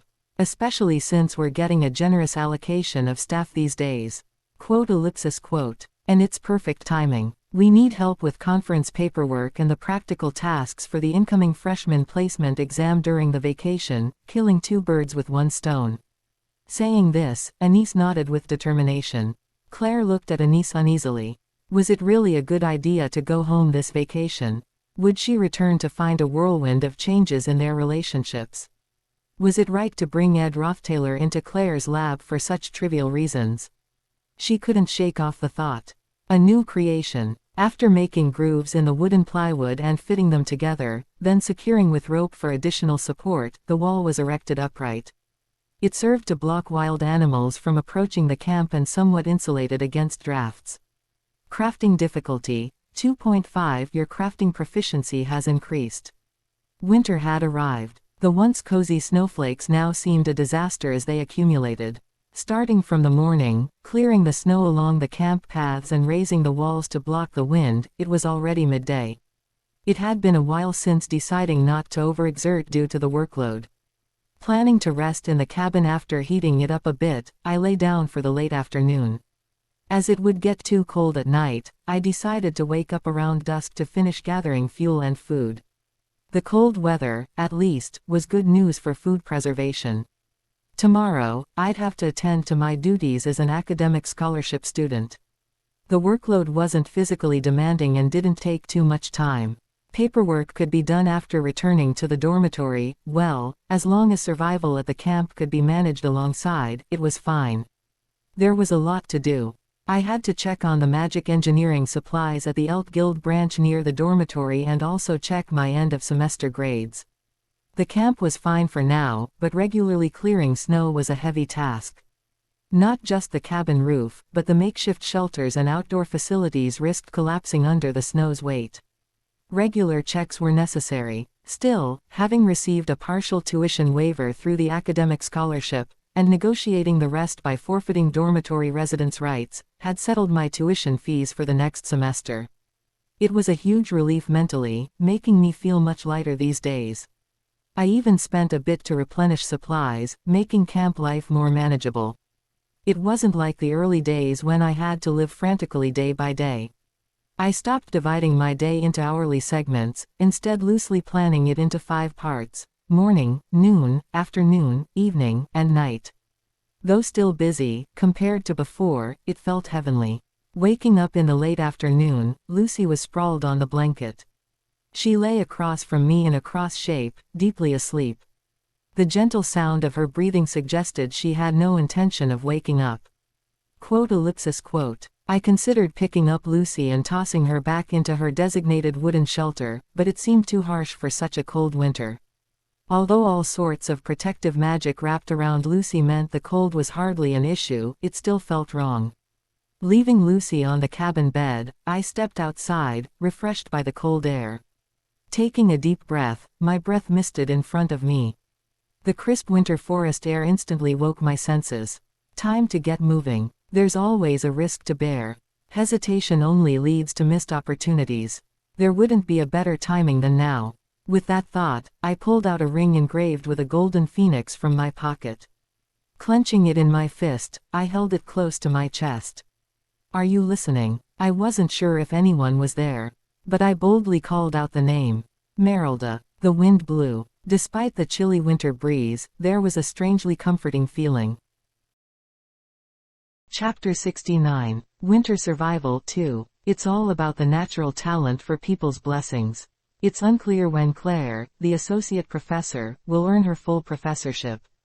That's what the senior professors say when they come together to talk about her.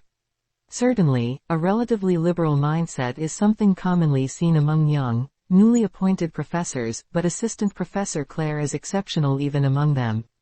Sometimes she's seen happily munching on an egg tart alone at a bench in the student lounge, or getting scolded by Elka, the librarian, for not returning books on time, or tripping over her own feet, cursing while she gathers her scattered papers. Her actions consistently display an absence of the dignity expected from a professor. It's as if a screw in her head is loose. The senior professors heave deep sighs, yet she somehow remains popular among the students, presenting herself with a friendly image.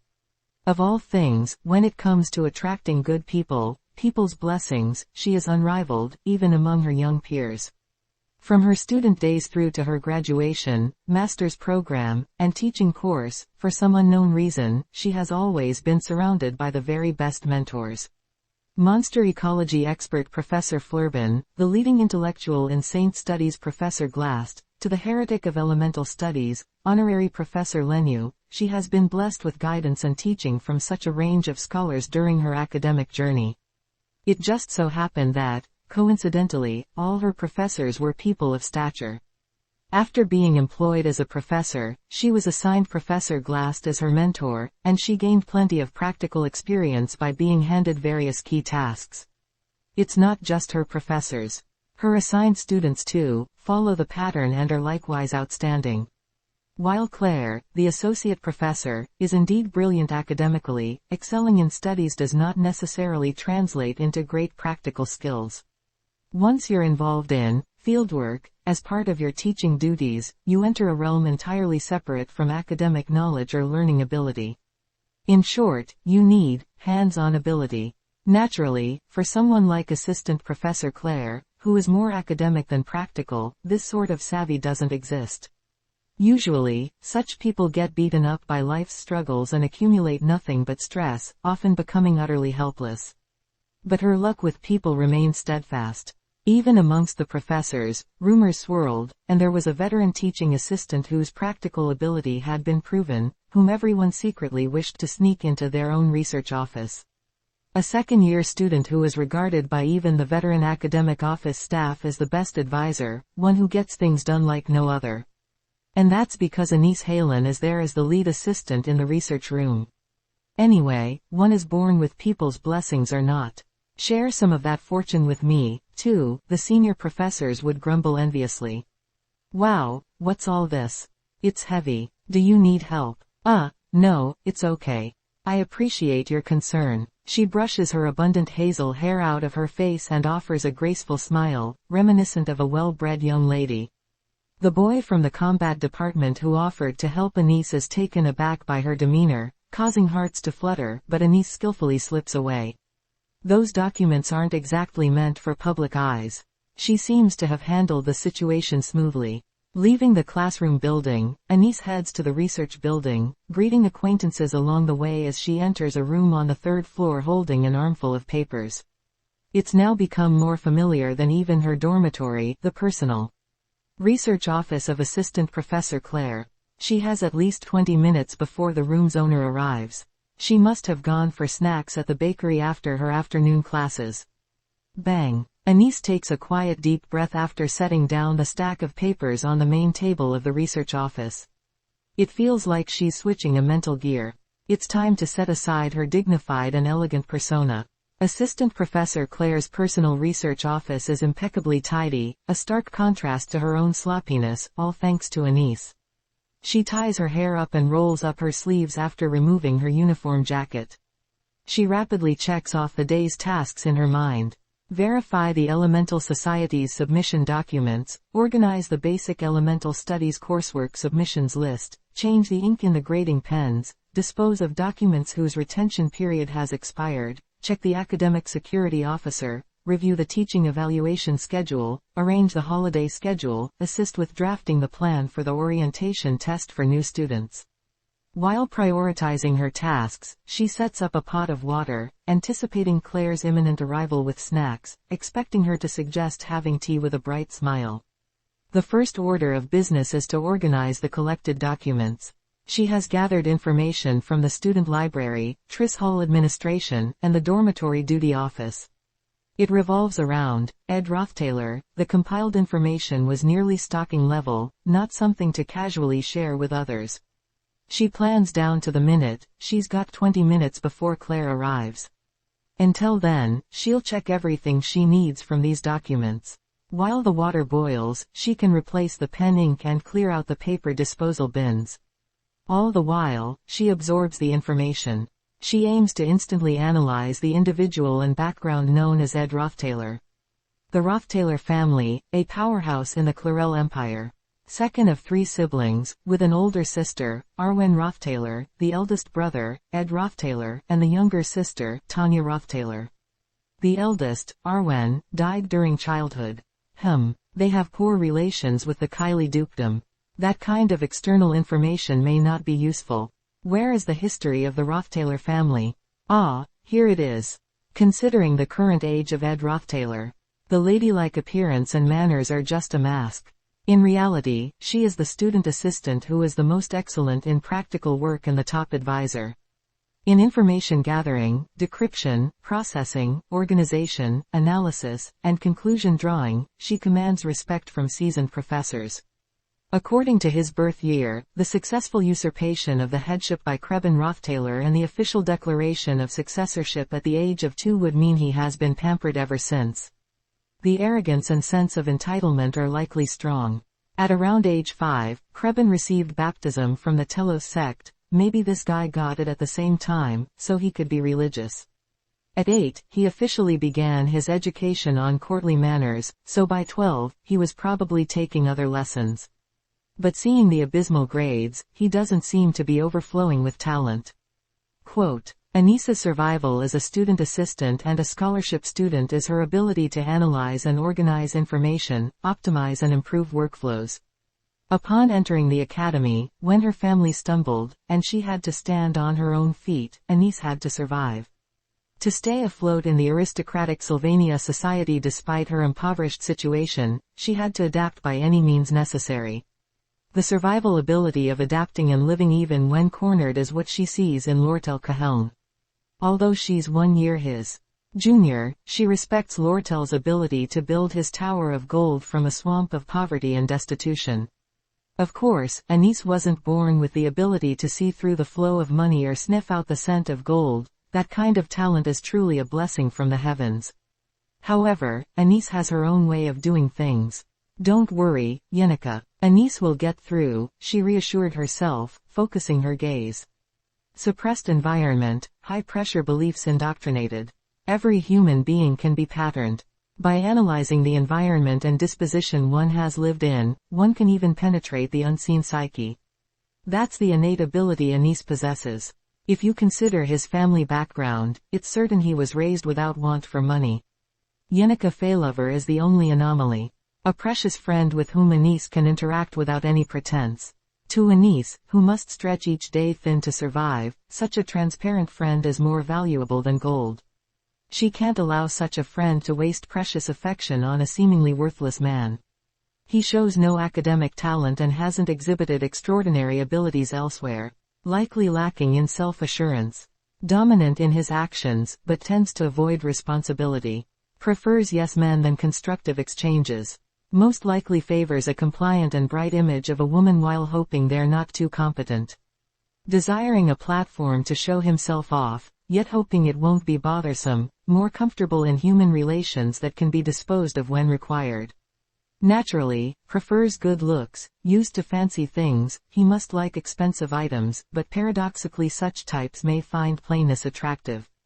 Since he likely has few achievements, he's vulnerable to flattery, and his favorite topics would revolve around luxury and dignity. Prefers to give presents to show off wealth, rather than receiving them. Considering the situation, it's not the time for grand gifts, but if he sees genuine joy over a small present, that would certainly win favor. Dependence over obsession, humility over competence is key. Her speed at digesting and analyzing documents is beyond the ordinary. While her thoughts crystallize into clear analysis, her hands are non-stop in dealing with the tasks at hand. Sensitive to cost-benefit analysis regardless of actual abilities. Being able to appeal to humanistic benefits in a sentence would be ideal. Check how he has changed since his expulsion, and adjust the tactics accordingly. Scoping out his feelings for Yenika, see if he has any emotional attachment that wavers in the presence of other females. Even if there is wavering, whether he feels genuine guilt and remorse, or if he is so flippant and self-centered as to embrace even his pathetic disposition, this is key. For that, as a student assistant and his senior, I'm in an advantageous position. Still, given his preference, the skill of tightrope walking is crucial. His ideal type isn't that complicated. It appears to be a living avatar of the patterned desires of those born with noble character. Environmental changes have only recently pressed him into a corner, revealing various shifts, but a person's essence built up over a decade doesn't change fundamentally in a year. Despite a bit of polishing, that characteristic arrogance seems unchanged. In the end, it's not that difficult. Everything follows this pattern. Her flow of words ceases abruptly. For Anise, even human preferences are subject to her analysis. Everyone is a collection of various patterned traits accumulated in different ways. Ideal types are merely a precisely assembled collection of countless small patterns.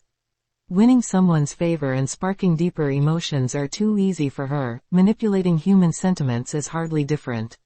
From solving a complex equation, the storm of thought subsides, leaving clear air in the research office. There Anise sits quietly alone, lifting her head.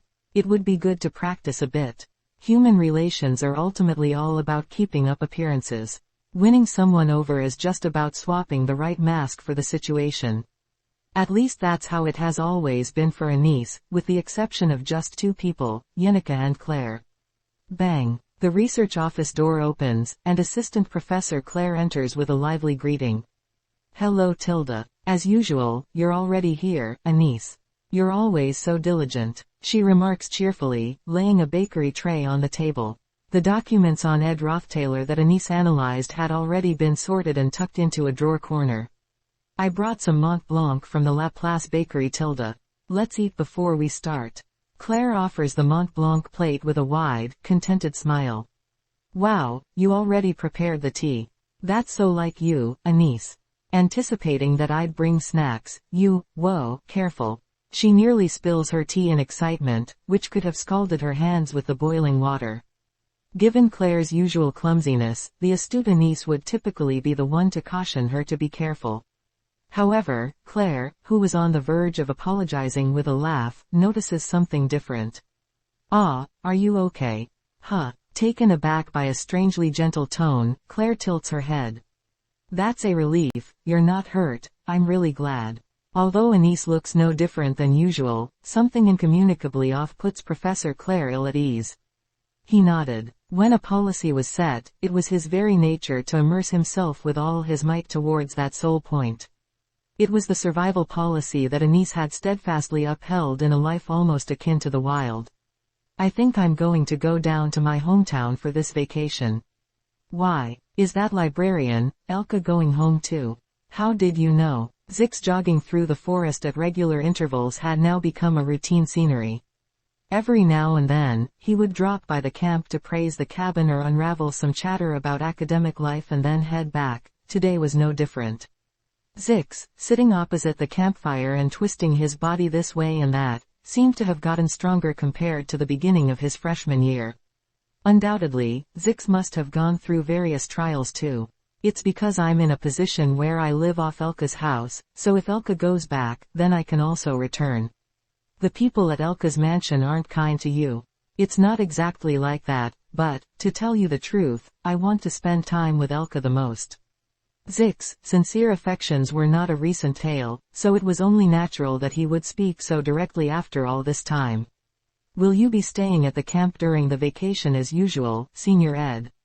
I suppose. By the third year, one should be able to handle intermediate magic, so I am planning to study various things. Has it already come to that?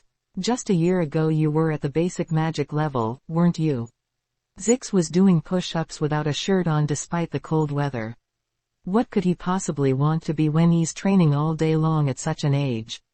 Phew. Having comfortably completed a set, Zix kicked off the ground and sat down on a log bench opposite. Woo, you shouldn't overdo it. You've done plenty of magic training today, haven't you?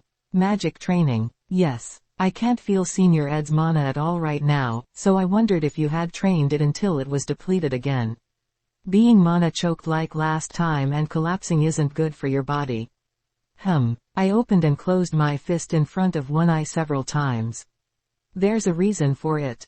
Don't worry about it too much, I don't think I'll be able to use magic for a while. That is worrisome. If you collapse from overwork, it will be most disadvantageous to you, but others around you will also make a fuss. Is it something to make such a fuss about? The last time you collapsed? No, I misspoke. That might be an embarrassing memory for the people involved.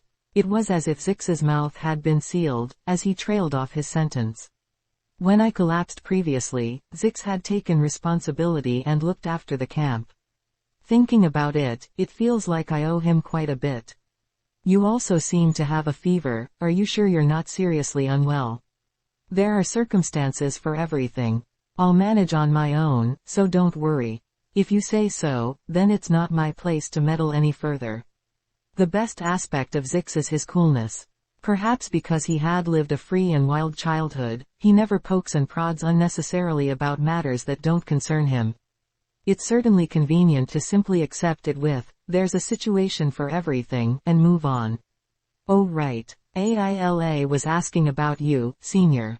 AILA. Yes. After the previous sealing incident, AILA explained everything about your situation. She said she rushed out ahead to call for a rescue. That's more or less correct. It seems you had cleared the way for us to enter, it seems there were some misunderstandings before. AILA said she would grab Tylee and come to formally apologize, but she did not know where you lived, so she asked me to tell her. The existence of my camp at the edge of the northern forest is already known among those who need to know. However, it's not something that every student at the academy could read off easily. And since I was the only one who knew where you lived, I thought about telling her, but it didn't seem right to give away personal information without your permission. You don't need to tell her. Say it's fine and that I don't need an apology. Is that so? You must have been really upset. Why would I be upset? I'm just saying there's no need for an apology. I pushed the firewood into the campfire with a stick. They got the message that I'm not upset, so let them do as they wish. I say casually and then went back to assembling a hunting trap. Snare traps wouldn't work on small animals, so I was devising a drop trap with metal spikes. Zix chuckled as he sat on a log. It's not so much tolerant, as it is indifference. Even so, I'm quite busy these days. Speaking of which, Zix, your lips are also quite sealed, aren't they? Caught off guard by my sudden remark, Zix cocked his head. It's not exactly crucial information, but he has never carelessly disclosed that I've built and live in this shack. Even though he's reasonably friendly with Taylee's group. He's always been a rather reticent type. I don't like to spread rumors about other people's business. That's good. Can I ask you for a favor? I'll compensate you well. Do we have to deal with money? The amount of work is quite significant, so it's not something I can ask as a favor. Zix tilted his head. You're tight-lipped, which is why I'm telling you this, but I've been making use of that underground library. That place connected to the waterways and secret passages. Yes. Although the entrance there is closed now, another one exists. However, the interior is a mess, so I need manpower to tidy up. Help me out until you leave for home on vacation. It's difficult for me right now because I cannot use magic. Well, I don't see a problem if I think of it as training, but it seems a bit wrong to be dealing with money in a senior-junior relationship. Take it as a token. After all, it's just leftover change from my personal matters. Saying so, I tossed a leather pouch that was on a makeshift wooden table over to Zix. Zix caught the flying leather pouch with skill. What will you use that library for? A natural question to ask. The materials requested from the Elk Trade Company should be rounding up now. With the unanticipated hiccup in my magic training, I needed to devote time and effort to magical engineering. However, magical engineering equipment can be quite large depending on its type, and materials are often sensitive to environmental conditions, which makes it improper to store them at the wilderness camp. I'm going to use it as my workshop. After all, various other magical crafting recipes were already sleeping there. In addition to reducing the hassle of having to retrieve them, I plan to use the library as my personal workshop. A workshop. Yes. There's a lot of useful things inside. The location isn't particularly accessible due to the long tunnel, and it has poor ventilation being underground, and it's also significantly further from the faculty building. But for magical engineering training, it's not bad. It's the perfect space to sit down and mass-produce magical engineering tools for an entire day. You're doing magical engineering too. Handy tools are nice to have. Surviving at the camp, training in mana, the art of spirits, magical engineering, and archery, and starting from tomorrow, you will even handle student affairs as a student scholar. The list of student scholars has already been announced. Yes. Well, that's that, you really lead a busy life. It must be overwhelming. Zix looked at me with a troubled expression as he put away the leather pouch. I'm not one to flatter unnecessarily, but in the long run, people like you, Senior Ed, are bound to succeed. Anyway, I understand. I'll be off then, you take care of yourself. Sure, go ahead. The sound of his footsteps crunching on the snow scratched my ears. It's a strangely cool and pleasant sound. I casually waved goodbye to Zix as he left the camp. Then, I glanced at the checklist that was placed on the empty wooden stub next to me and checked off a couple of items with the spare pen. Winter vacation to-do list. 1. Organize workshop plans. Check. 2. Build a storage shed for materials. 3. Expand the cabin. 4. Check scenario. Check. 5. Review student-scholar duties. Check. 6. Improve magical engineering skills to at least the 3rd stage. 7. Acquire special skills related to the bow. 8. Learn the theory of intermediate magic. 9. Contract with a high-level spirit. Check. Announcement on the assignment of classes for new academy students. Greetings, I am Assistant Professor Claire Elfin, newly assigned to manage new student affairs. During the midwinter vacation, there will be an examination to allocate classes for new students. Details are extensive, so please refer to the accompanying document for separate schedules. Please check your visit schedules in advance and note that absence on the given dates may lead to disadvantages in class assignments. The exam may include simple combat-related tasks or search-related tasks. Please attend in comfortable attire. Below are the details of the personnel in our laboratory. For detailed inquiries during your academy visit, please find the following people at the academy office or Tris Hall. Lab Principal Professor, Claire Elfin. Senior Teaching Assistant, Anise Halen. Academy Scholar Staff, Yenneca Failover, Clevius Nordendale, Ed Rothtaylor. Rothtaylor. The girl closes the document and pronounces the name. It rolls off the tongue smoothly, as if coated in oil. It's not a name anyone can carelessly twist around. It's the history of the Rothtaylor family, which has weathered the rise and fall of the Clarel Empire. Those who tarnish its legacy deserve death, at least, in the girl's values. The amiable and dignified Duke Krebin who received everyone's respect, it was Tanya's greatest fortune to have such a man as her father. Therefore, it's only natural for her to aspire to be in Sylvania. There lies a place bustling with peers of the Rothtaylor name. A place where all manner of noble and capable people come together to hone and polish themselves. What could possibly be more glorious than proving her value and ability there, to elevate the Rothtaylor name? However, every historic feat has its blemishes. Ed Rothtaylor. He was expelled, thus, he has no right to claim the Rothtaylor name, at least not in public. Yet, his name was brazenly affixed to the official notice, naturally, because the professor in charge of sending this document must have been oblivious to that fact. She didn't seem the type to handle matters responsibly. Nevertheless, this man openly claimed the name of Rothtaylor so commonly that those around him referred to him as such out of inertia, leading to the name reaching this public document so starkly. Miss Tanya, the carriage is ready. An evidently experienced servant calls out the girl's name softly. With a swift turn of her head, her familiar face is revealed. The assertive gaze and the radiant golden hair like the sun are traits of her lineage. While her expression looks sharp at first glance, her demeanor overflows with grace thanks to a lifetime's worth of etiquette training.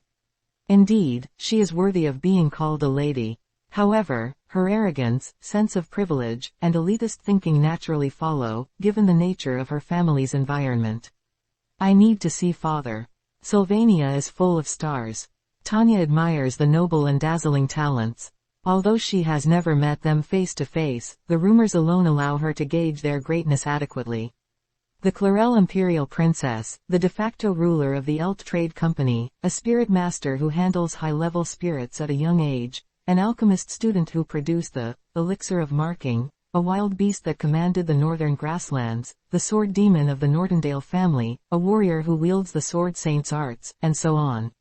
Among them all, the one who excites Tanya the most is the legendary genius magician who might have received the blessing of the stars from the great sorcerer Gluck. Now, it is time for the allocation of classes for new students, a crucial exam symbolizing the beginning of academy life. An assembly of such esteemed individuals that the mere thought of it makes one's heart race. To lead a fulfilling academy life among these figures, there's definitely some trash that needs to be taken out. With that thought, Tanya couldn't help but let out a deep sigh. Chapter 70, Surviving Winter 3. During the vacation season, Akan Island is always embraced by a tranquil atmosphere. The buildings in the professors' area, usually packed with crowds during the semester, are now empty. Since not even half of the students stay at school without returning home, a similar vibe is found wherever you go.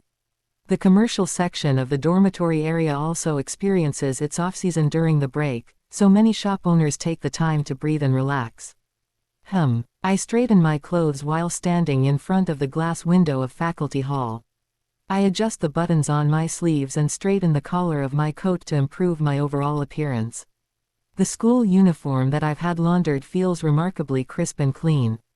Taking care of the uniform on my own is quite a hardship. I owe a great deal to Belle Meyer in this regard.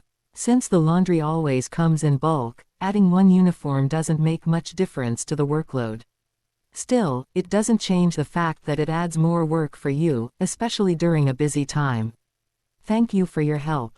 We have a prior connection since you were from Ophelius Hall, and as I serve those acquaintances of yours, showing some flexibility is no trouble at all. Please, feel free to ask when it's time to have it cleaned again. Belle Meyer, whom I met after a while, hasn't changed. Indeed, her skill in handling affairs is first class. Only the simplicity of the senior maid's attire has been swapped for the more elaborate dress of a maid director, but her tone remains devoid of major emotional shifts and her expression is as impassive as ever.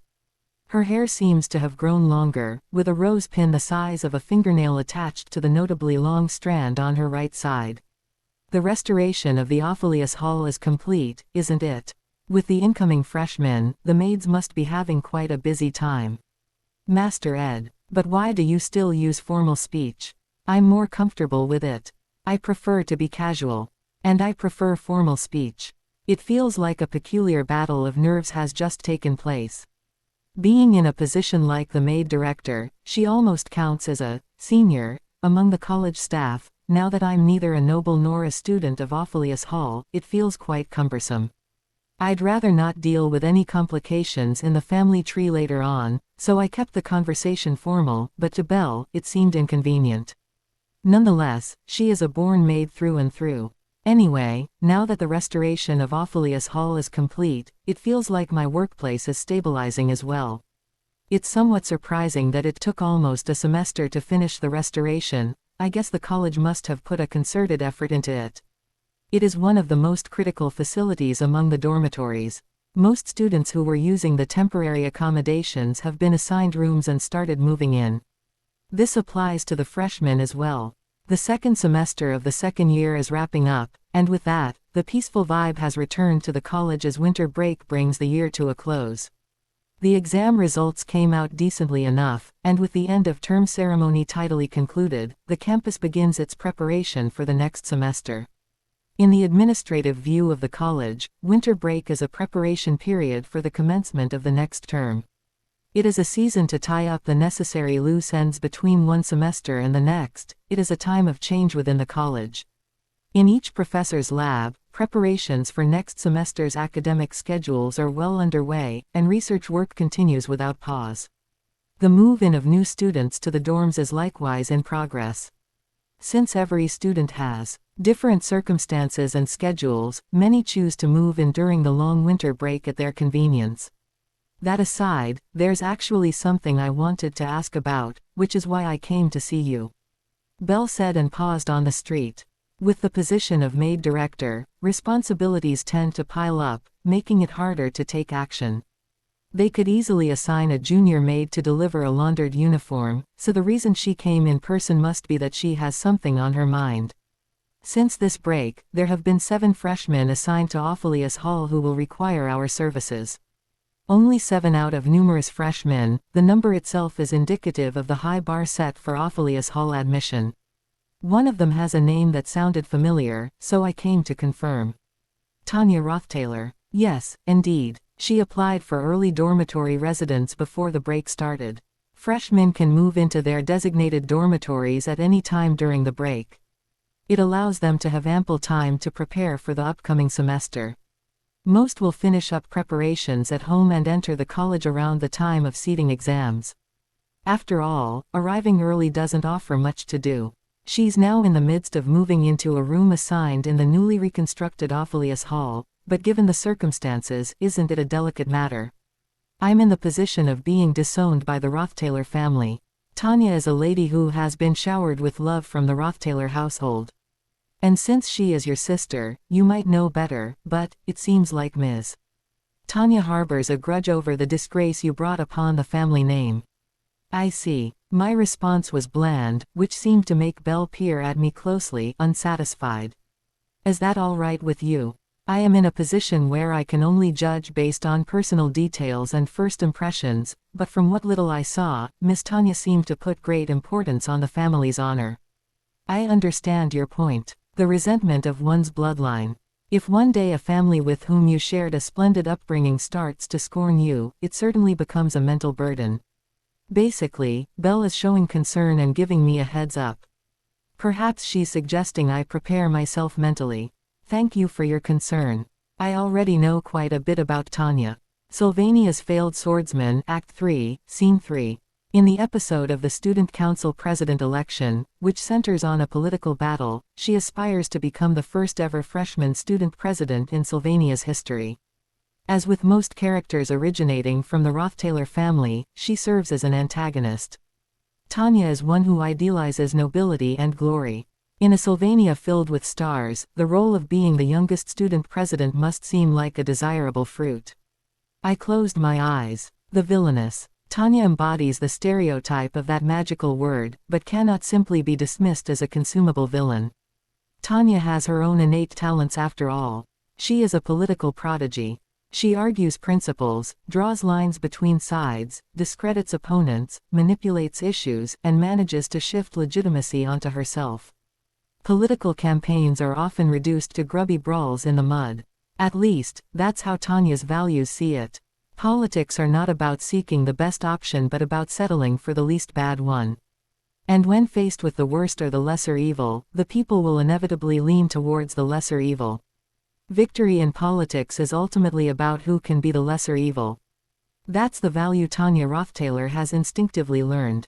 She probably arrived in Sylvania early to amass as much of her own influence before the semester starts as possible. She will court those with power and high standing within the college to win them over. In the process, what will she do with Ed Rothtaylor, born of the same bloodline?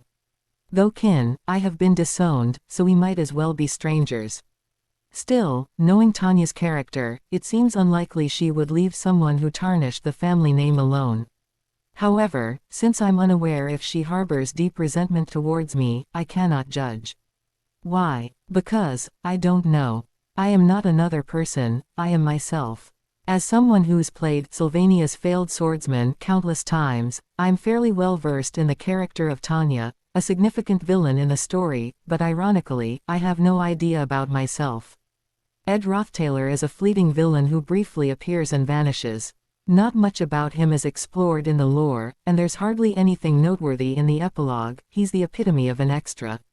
Nothing about my former life at the Rothtailor Manor, the family's internal view of me, or my relationship with Tanya is clear, no clues at all. Yet, considering the history of this body, I can guess that I wasn't treated too highly. Hopefully, at best, I was treated ordinarily and not with the disdain reserved for the arrogantly incompetent. Well, I'm pretty busy myself at the moment. Unless Tanya comes up with some kind of overture, I don't see any reason to worry about it myself. If that's how you feel, there's no more for me, merely a servant, to add. I see. Anyway, I'm really thankful. I was already troubled about having to rewash my school uniform due to my duties as a scholarship student. Don't worry about it. Lately Miss Lucy seems to be indebted quite often, and our unfinished tasks might have contributed to that, which has been bothering me. You were thinking about that. Bell stroked his chin and tilted his head as he spoke. When washing Miss Lucy's clothes recently, I've noticed an unusual amount of golden hair lingering. When washing Master Ed's clothes, the scent of the candles Miss Lucy uses and white hairs are often found as well. It's just a deduction. It's true that recently Lucy has been clinging more than usual. If I'm not doing any physical work, Lucy might lie down with her belly on my lap, or I might wake from a nap to find her snoring atop me. Though it was a somewhat awkward situation, as Belle mentioned, to notice all that from just doing laundry. What would this person have done if not for being a maid? Well, you don't really need to worry about that, Belle. Just sharing some food occasionally and helping out like this from time to time is more than enough for me. With all the worries that come with being a maid chief, you must have bigger concerns than that, perhaps with your duties or personal relationships. Work is fairly easier now that I'm dealing more with management supervision, and the physical labor has decreased because we have many capable individuals. And regarding personal relationships, it seems you, Master Ed, are more. Belle trailed off, looking at my freshly laundered uniform, and stopped mid-sentence. Never mind. Too much worry can also become a burden.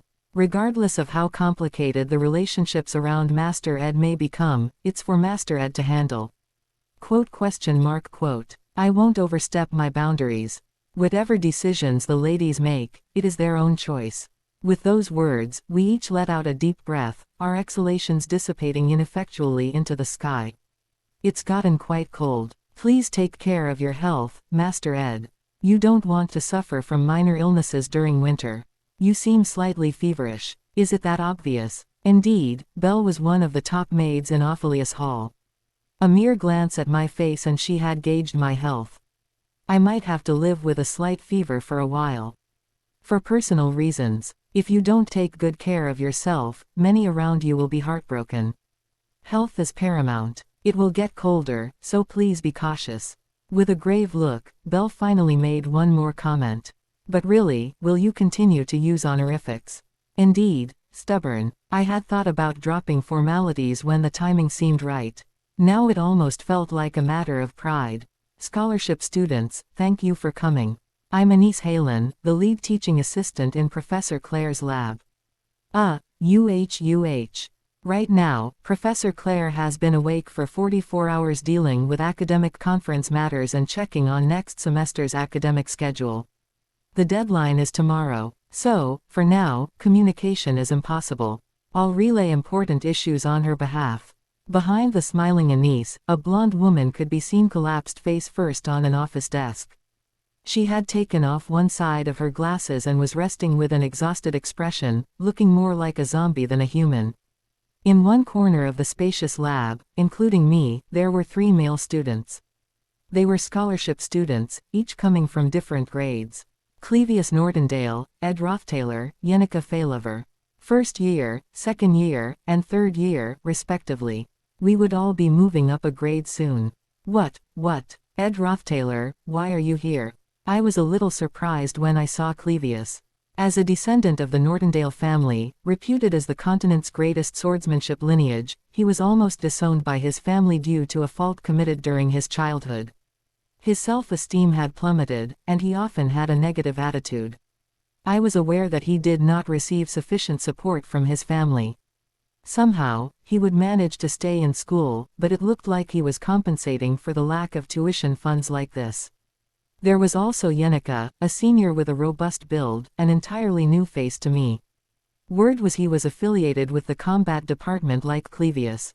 Our job as scholarship students involves basic preparations for the upcoming freshman class placement examination and overseeing the exam itself. Essentially, that's the main task at hand.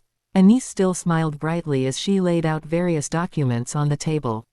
This is Professor Claire's freshman class placement exam plan, which she has been painstakingly drafting over the past week.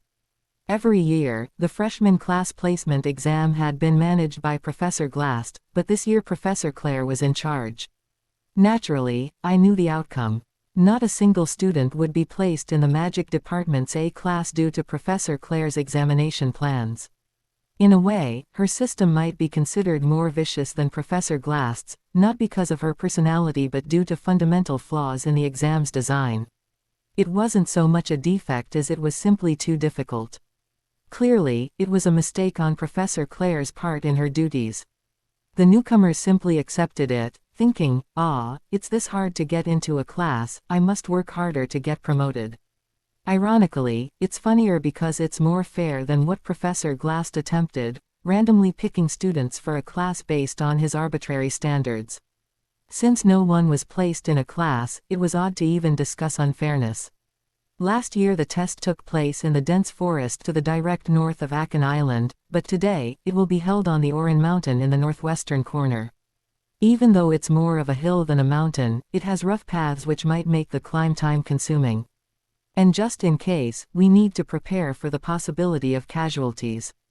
The more south you go on Akan Island, the more bustling it becomes, and the northward you travel, the more deserted it becomes. Since there are only 2 bridges connecting to the Paren Peninsula on the mainland, one to the southeast and one to the southwest, it makes sense that the northward areas receive less human contact. Oran Mountain in the northwestern part of Akan Island retained its natural beauty. Apparently, Professor Claire had chosen it as the venue for the placement exam. The main outline is similar to last year's. Magic stones will be placed here and there on Oran Mountain with students tasked to use their mana sensitivity to locate them. Once a magic stone is found, they must ascend to the pinnacle and offer it at the altar of Galam to complete the exam and potentially receive a class grading. The rest of the scoring criteria are well outlined in the documents. Aren't there going to be too many A-class students? Yenika Failover, the stalwart senior from the combat department, naturally asked a logical question. Wouldn't the magic department's students find the magic stones quickly? There might even be those who'll find them with sheer effort without any magic sensitivity. And all they have to do is offer them at the summit's altar. Of course, the path to the summit won't be clear. From halfway up the hill, all sorts of illusion magic and direction-confusing magical devices are spread out. Near the top, there will be a fight against medium-tier magical beasts. Magical beasts. What if someone gets injured? Of course, it's an illusion. But unless the illusion is dispelled, the path remains blocked. Without combat experience, it won't be easy. So, the test involves finding magic stones, reaching the summit, defeating magical beast illusions, and offering the stones successfully at the altar. Each component of this process is a criterion for scoring. Yenika, you will assist Professor Claire with procuring magic devices and their layout plan. Clevius, submit the reports required to Triss Hall first, then collect the necessary items you've requested, and for Ed Rothtaylor. Maybe because I'm the only second year among them, Anise spoke to me casually and effortlessly. Stepping up close with a radiant smile, she offered me a warm invitation. Let's go on site together for some reconnaissance. Despite it being our first real conversation, her affability left a deep impression.